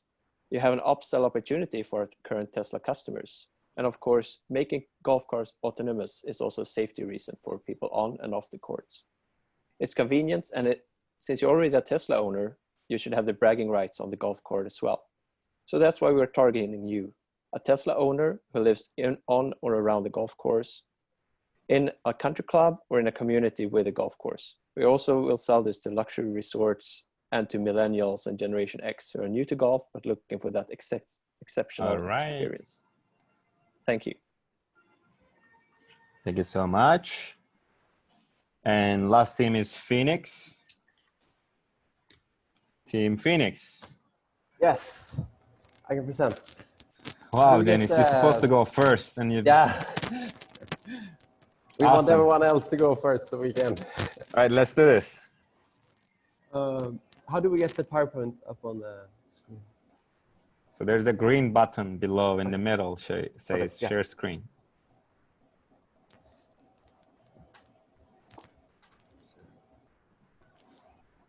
Okay, so this is it.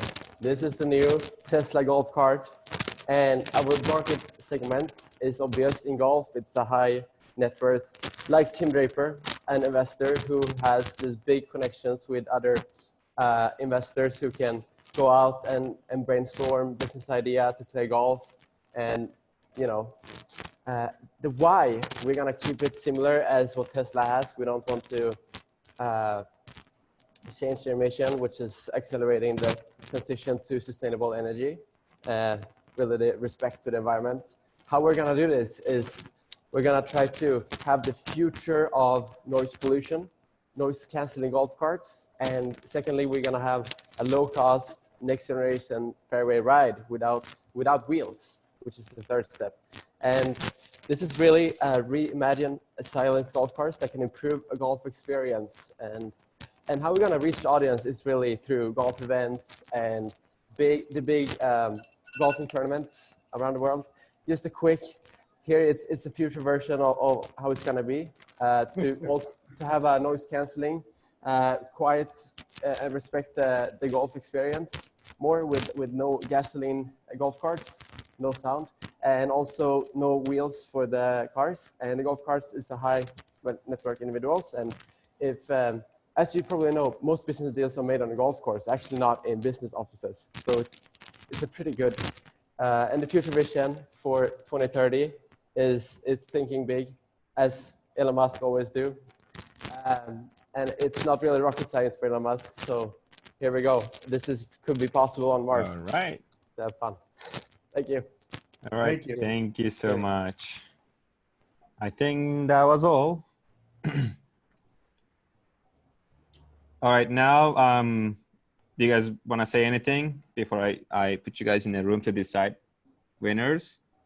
Just thank you so much, everybody. These were fantastic. We obviously, don't work for Tesla, and this is going to be a hard decision. But I really, but I really appreciate your ingenuity and creativity in all of these. They were all interesting to watch, and it was very exciting to hear or to see how you all think through things based on the information we just gave you. So if nothing else, thank you so much. I really enjoyed all of them. Yeah, I was going to say this has been really fun, really entertaining, and you guys all took away something different from the slides we shared, which was awesome because you can't take everything in that you learned. So I really appreciated seeing that you all made attempts to take what you learned and apply it. And actually, I probably had more fun today, Monday, than I've had in a long time on a Monday. You guys have been really funny and entertaining, and every single group has offered something that made me laugh. So that was awesome. So you guys did a great job overall. I really enjoyed it. All right. Picking two winners is going to be damn hard. All right, Steve and Yuri, I'll put you guys in a room for a couple of minutes so you guys can chat and decide. All right. All right, for us. How's everybody doing? So I was planning to have Hiraton pitches today as well, but we are already over time. So I just want to ask you guys, like, if everyone is okay to go like 15 minutes more, or do you guys want to do it later? No problem. Let's go for longer. Yeah, well, I'm available for like as many hours you want. So we'll have top 3 teams pitching, and then the class is gonna decide who's gonna be the winner. All right. So let's just finish marketing session. We can give a quick bio break, by the way, guys. So it's been a long session. Feel free to use the restroom or, you know, do some moves. Stretch. We have a couple minutes, not much. Just use restroom if you need.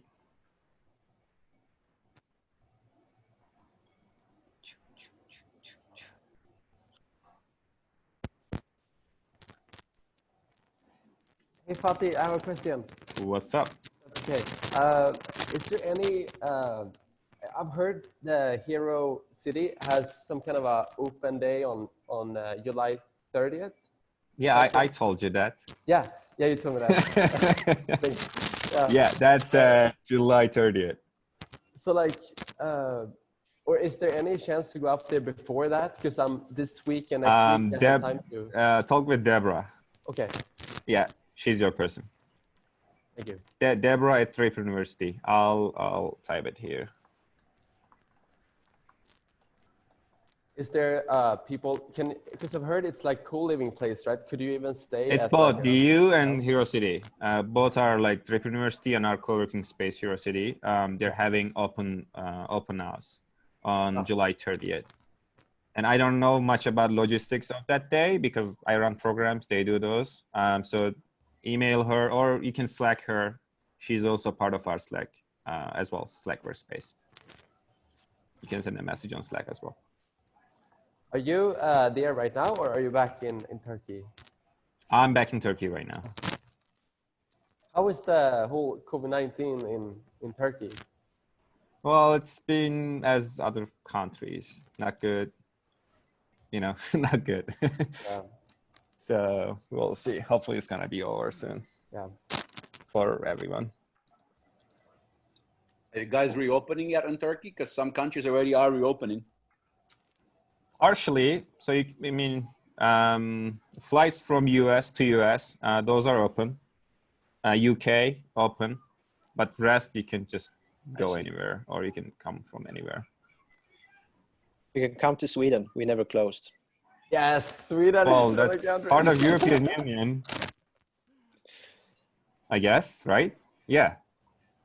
I would love to if I can. Yeah, we never had a lockdown in the society. It's the only country I think in the world. But still, I think airports are closed. Famous now. Sweden is famous for being the COVID-19 only country to never lock down. Yeah, it's because nobody wants to travel here, and we are not allowed to travel anywhere. So. Yeah. Well, it was like normal life, just like, you know, you guys had the normal life, right? Like, but except and all human lives. But also in Sweden, it's like 1/4 of the population in California state. So it's only 10 million people in Sweden, and it's 40 million in California. So it's not much of a.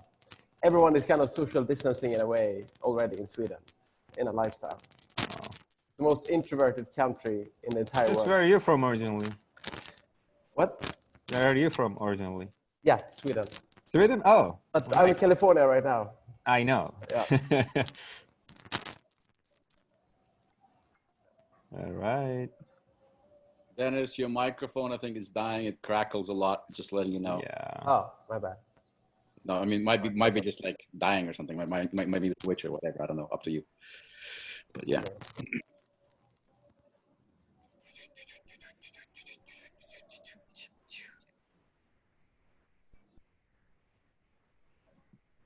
All right, they'll be here in a sec.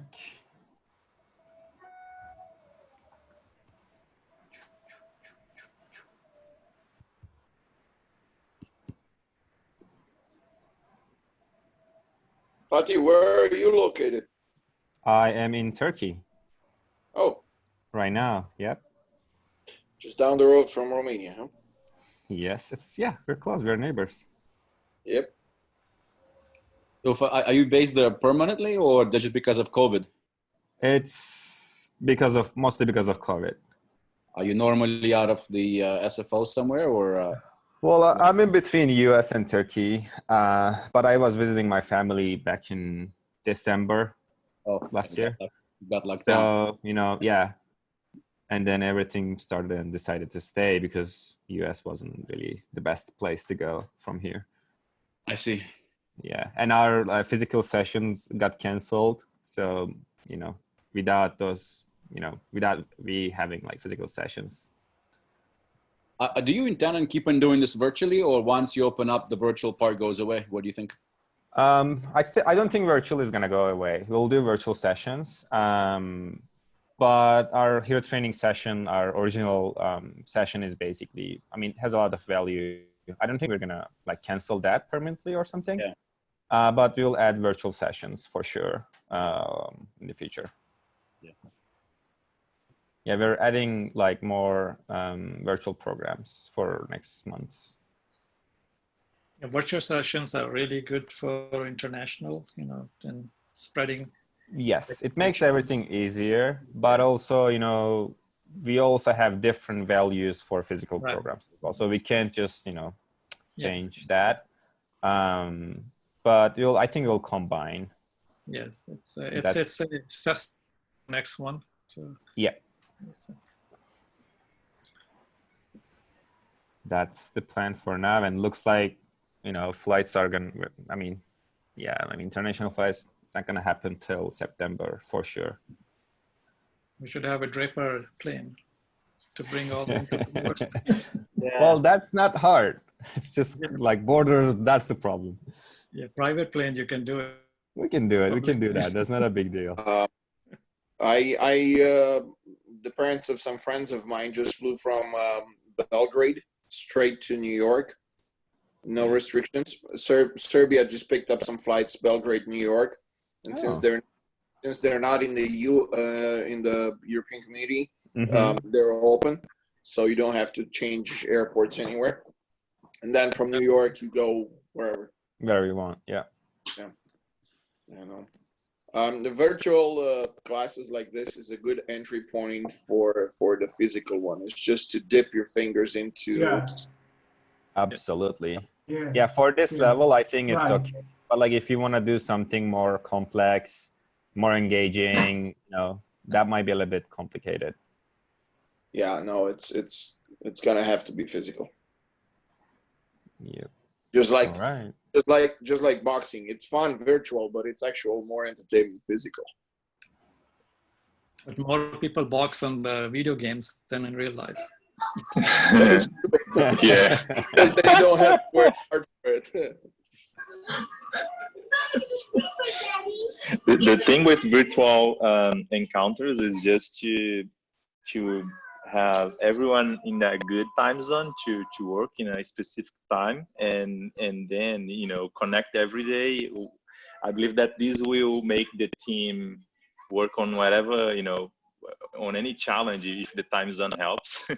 I believe that this will be the key if it's virtual.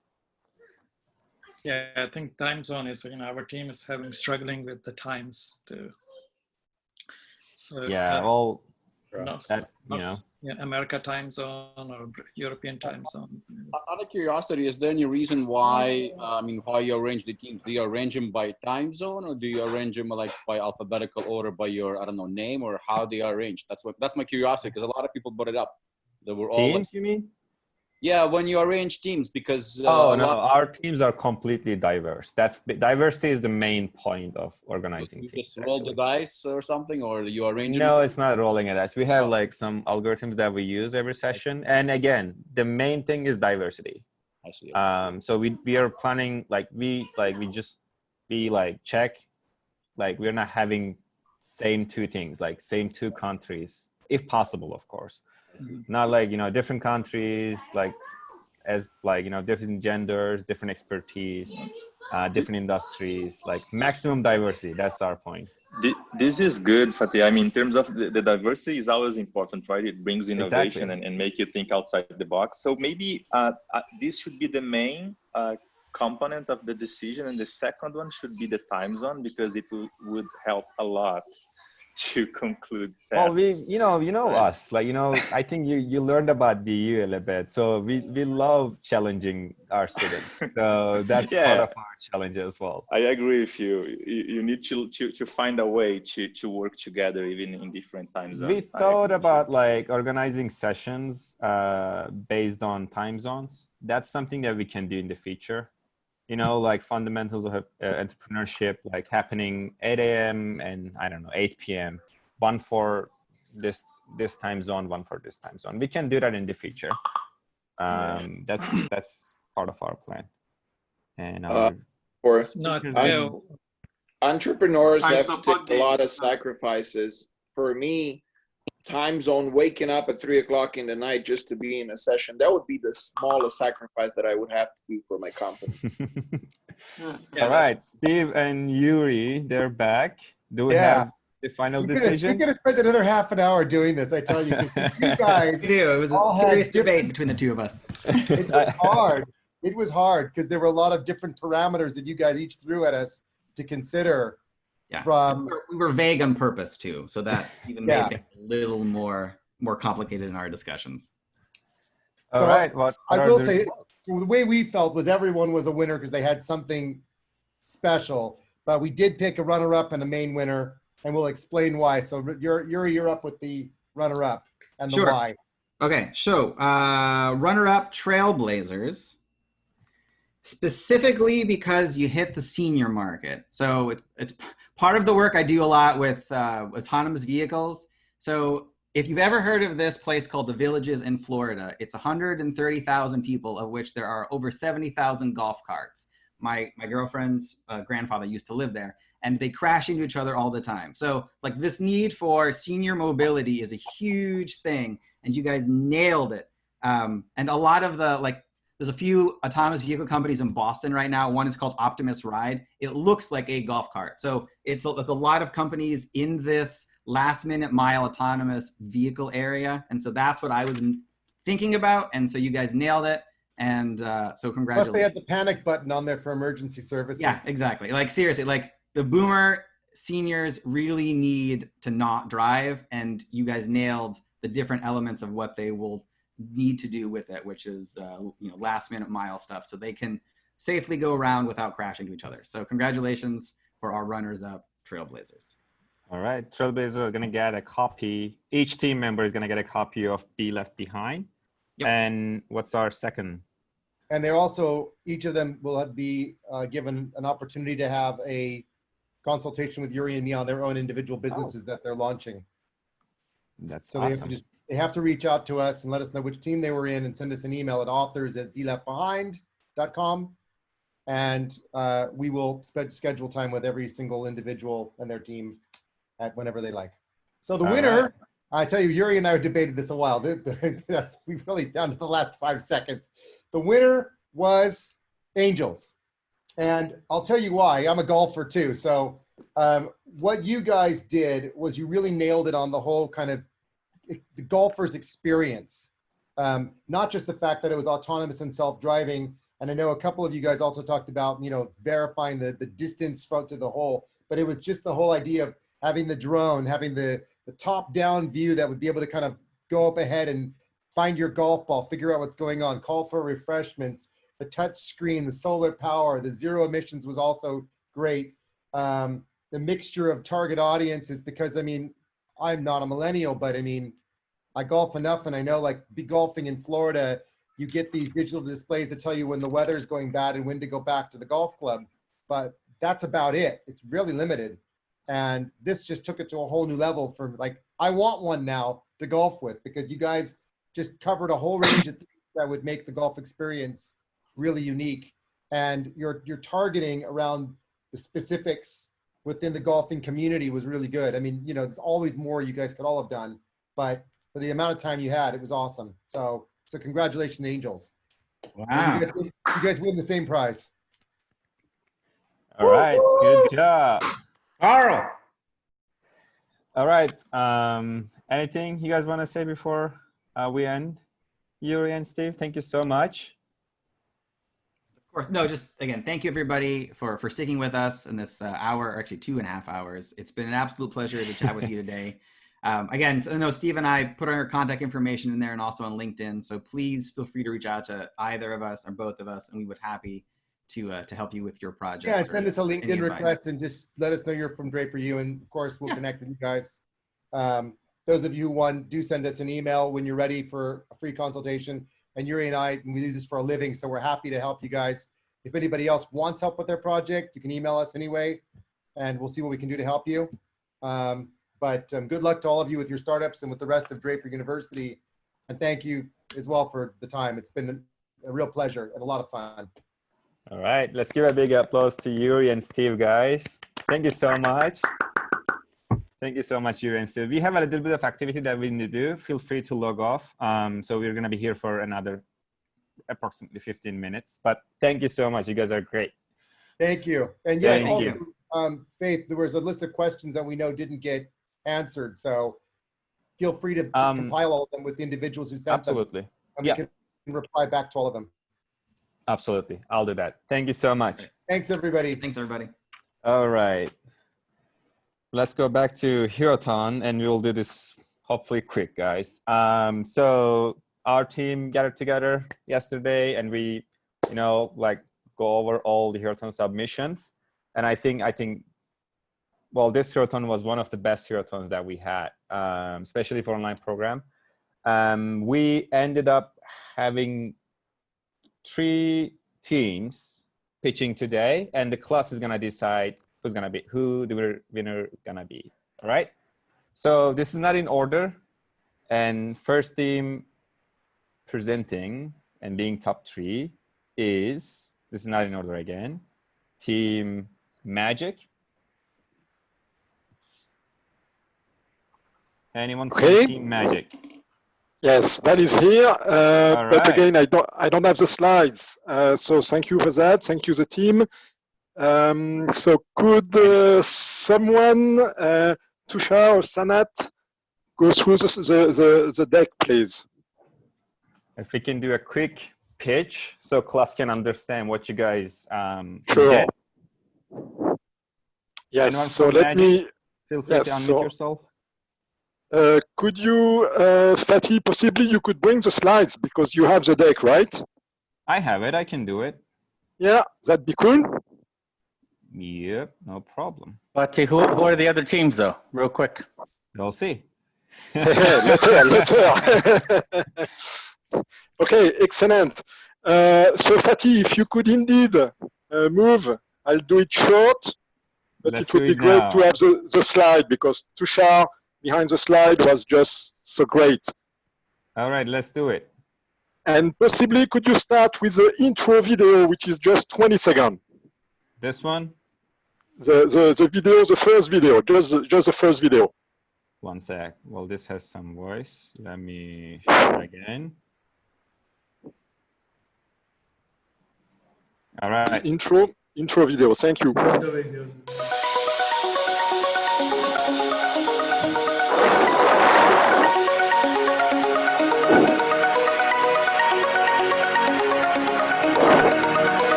All right. Thank you. So the next video is more important, Fatih. The next video is more important. I think we'll play that at the end, right? Yes, let's play it at the end. So we're the class, and we're here because education is our best shot to improve the world. So we have identified a problem.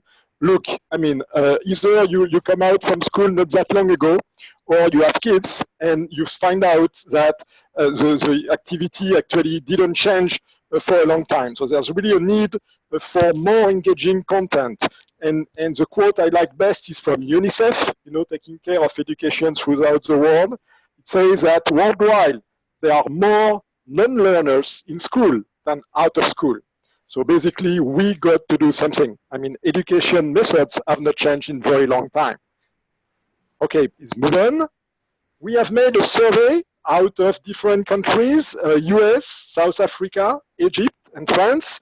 And we figured out that indeed we could have a very interesting thing to bring to the game by having classes where students, the kids would be more focused, would keep focused, that are more communicative, that are not boring, like a lot of people refer to, and that are more interactive. So what do we bring is, next slide please, is a vision.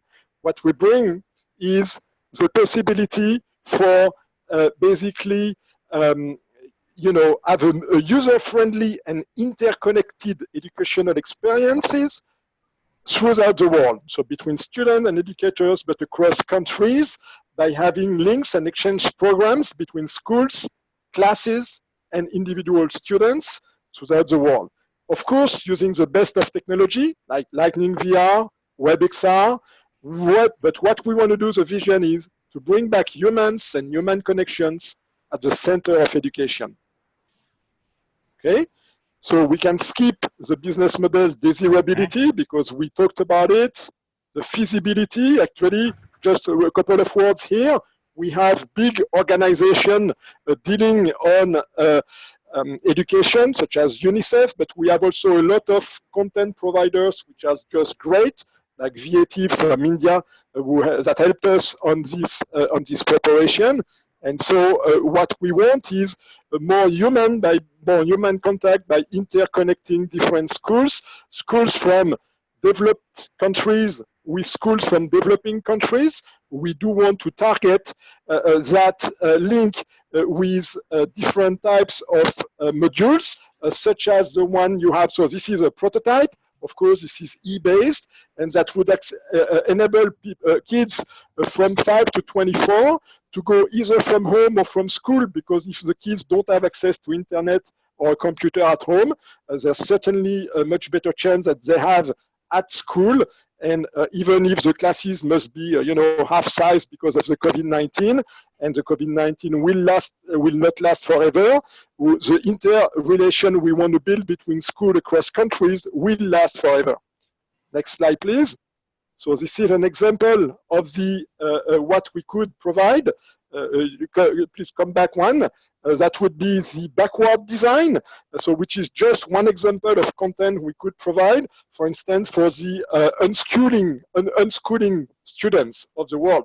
In California, but in other places in the world, because of the virus, you have more and more families who don't want to let their kids go back to school, and we have to take care of them, and not only by just letting them in front of the computer. That is not engaging enough, that is too boring after a while, and the kids, especially the younger kids, can't handle that. Well, So, I think we should play the demo. I think your Yes. time is over already. Okay. Say and wrap it up, the pitch. Yes, just the market about India. We plan to start with India, where you have 364 million, by far the largest market on earth on the US, and we want to start there and basically bring. So we have a quite complementary team with Tushar from VAT. You will see an extract of what could be a provider of content with us, from Sija on the content, Hagar on the experience, Yuta from Japan on the finance, and Sanat from California on the operation. So thanks to you all, and please run the video.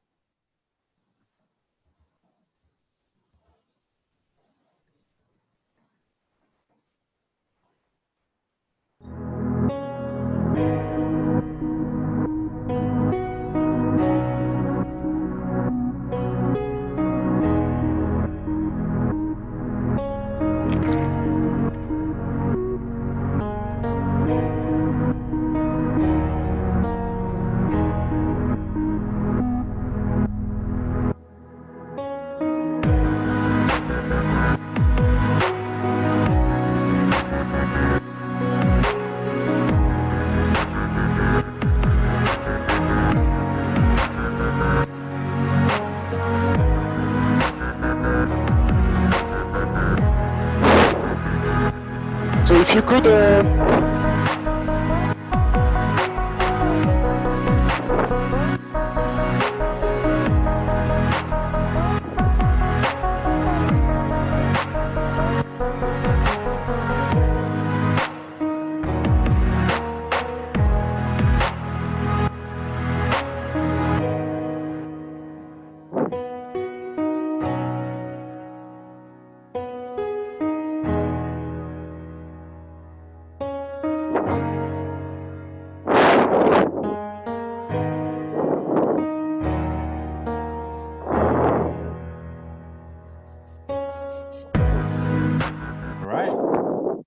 So very last word, Fatih, thank you for that. Very last word, you all remember the session we had with Alex Filipenko. So now this was one module we show on the screen by video. Another example of a module could be a mango farmer from India, a life with a classroom in California and South Africa at the same time, chatting. Or it could be a class in South Africa, chatting with one in Egypt, this kind of stuff. Thank you. Right. Thank you so much. All right. Any questions from the audience? Are we good? Okay. I also want to give you guys time before mentoring. Second team is Team Lightning. The partner for us. Very good. Team Lightning. Anyone here? Yeah, from I'm Team here. Lightning. Awesome. Can I get one of my classmates to go on to understand.page/chat? Yeah, if there's anyone here. Anybody in the university could do it. Oh. Could be anybody. Anyone wants to help? Here, I'll put the link so in case you didn't catch what I said.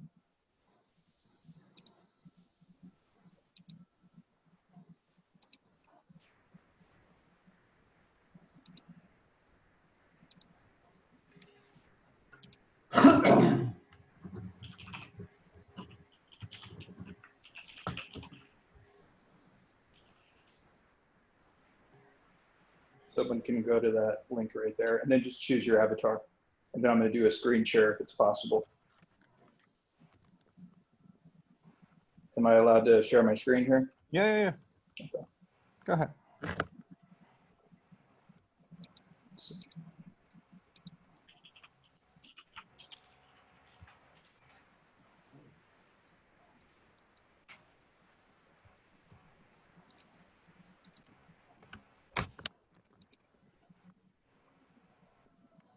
Okay, can everybody see my screen all right? We're good. Yes. Okay, Whenever great. you're ready. All right. Somebody please go to the chat room. So you're going to get to choose an avatar. I'm going to check a guy. You know, one of the issues with Zoom is a lot of people have a blacked out screen. So we're going to give the ability, without downloading software, just using the internet, you can choose your own avatar. And you can type messages and you speak.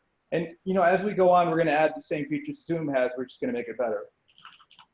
So that's one thing we do. But you know what? Zoom and other things kind of fell in a lot of ways. They're just conference.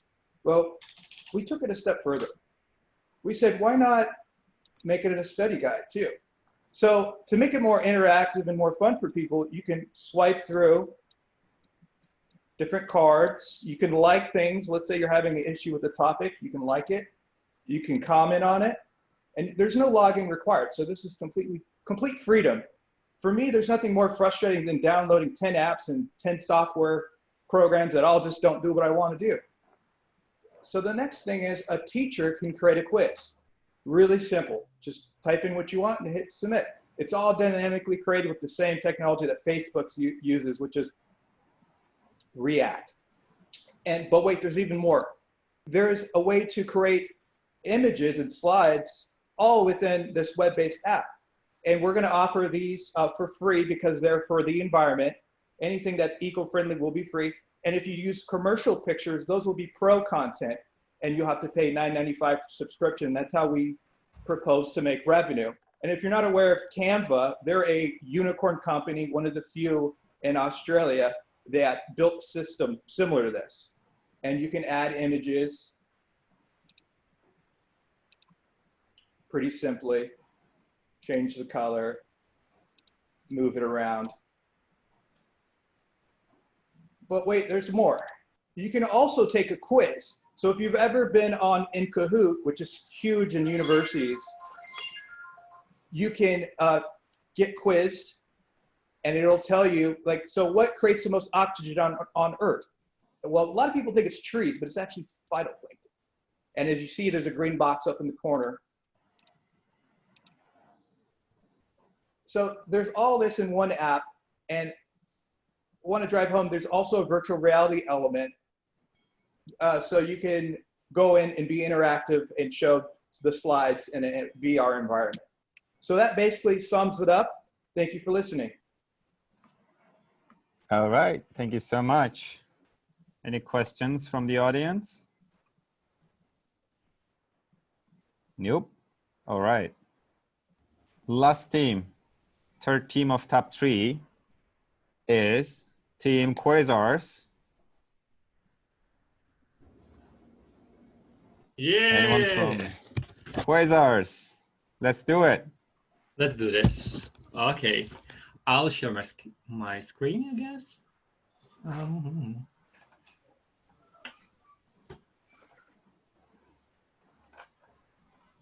Can you see that? Yep. Great. So my name is Alex, and I'm from Team Quasars. And I'd like to start with anger, or sudden happiness, or some anxiety.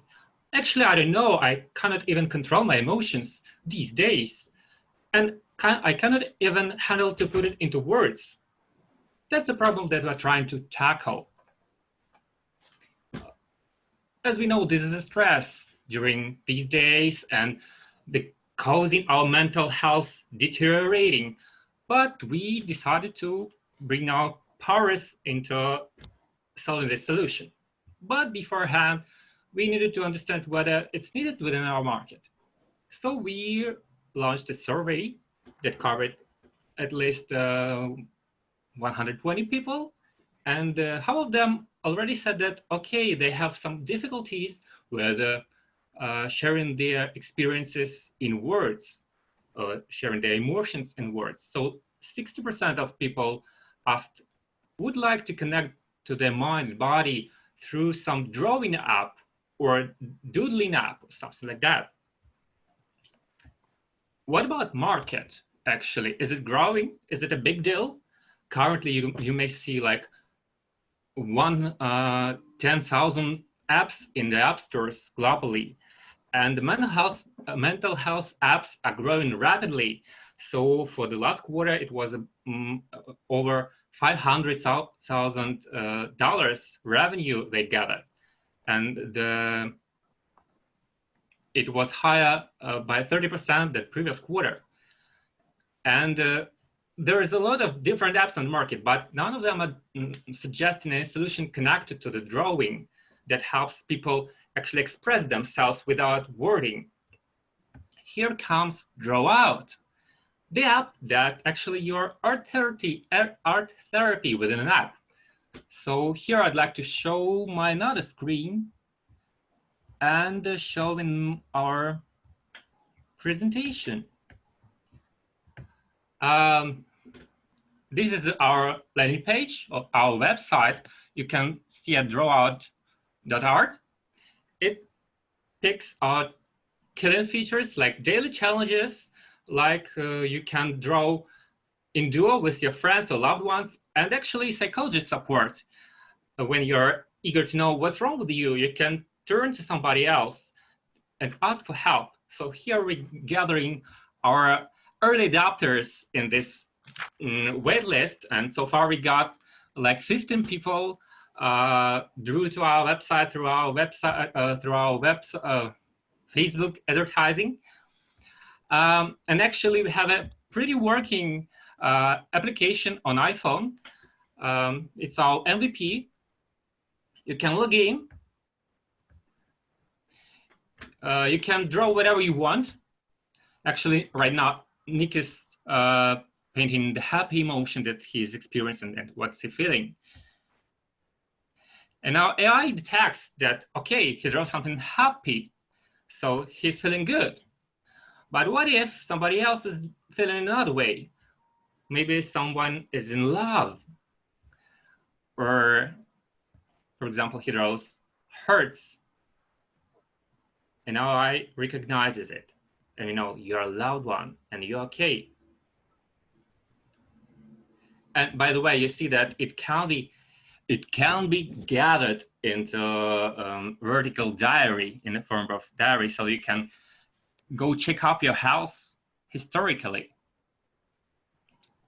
But if you feel unhealthy and stressed and you do something not that much pretty, our AI will definitely recognize that. And we find out that you're sad right now, you need some help, and advise to turn to our therapists network that we have. Let's move on to our slides. And that's it. So we have a private journal that you can share with somebody else who you trust, some like your friends or family. So you're always connected with one who far away, and we provide support and guidance from the experts. But we are not limited by this time of COVID. We know that it will end, and we have different mental issues that people have. So we are not ending there. We are planning to target schools and workplaces and hospitals. Alex, your time is over. Okay. Business model is freemium, and we have different paywalls to get AI analysis and ask questions to mental health experts. And how are we going to do this? We have different initiatives. Thank you very much. All right, thank you so much. We have mentoring session in 5 minutes, so we need to close this session. All right, thank you so much. This was the third team. I just launched a poll, and it's an anonymous poll. Please vote now. And we have 28 votes on that, and I'll just announce the winner, and we'll move on to the mentoring session. Fatih, the mentoring session, you just stay here in the same link, or? Yes. It's gonna be the same link. Okay. Yeah, we can just stay here. Don't need to log off, actually. There will be any feedback for the other groups?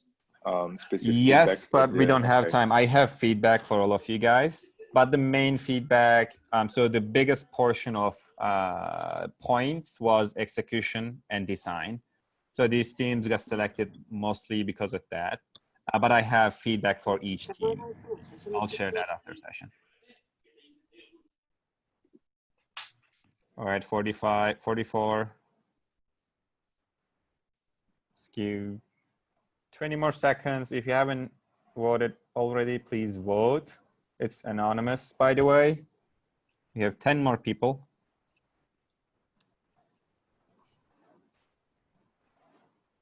All right. Everybody good?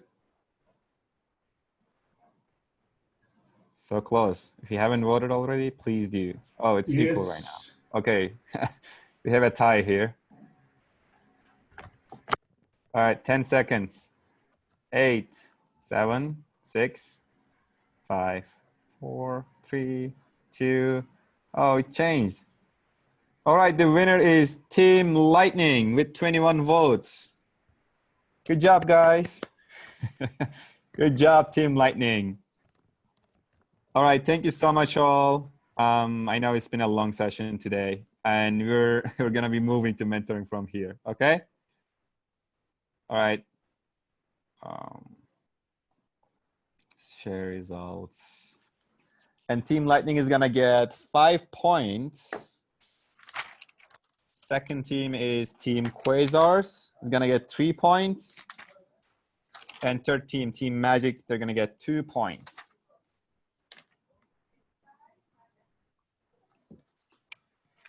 Lightning.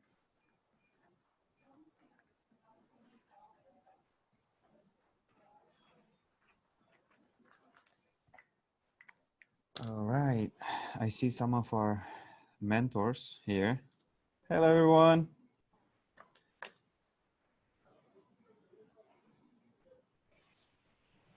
Hi, Faith. How are you? Great, great. How about you? I'm good. Thank you. Awesome. So our session was longer than we expected today, so everybody is here. We need That's to not create always a a bad room. Yeah, that's not a bad thing. Let me create rooms really quick, and then we can start in a couple of minutes. Hello. Hello. This is Mirek, Jack. I'm one. Hello. Hello. Hi, Mirek. Greg, we have a couple more minutes. We're waiting for other mentors and our participants. And then we'll be starting in a couple of minutes. Cool.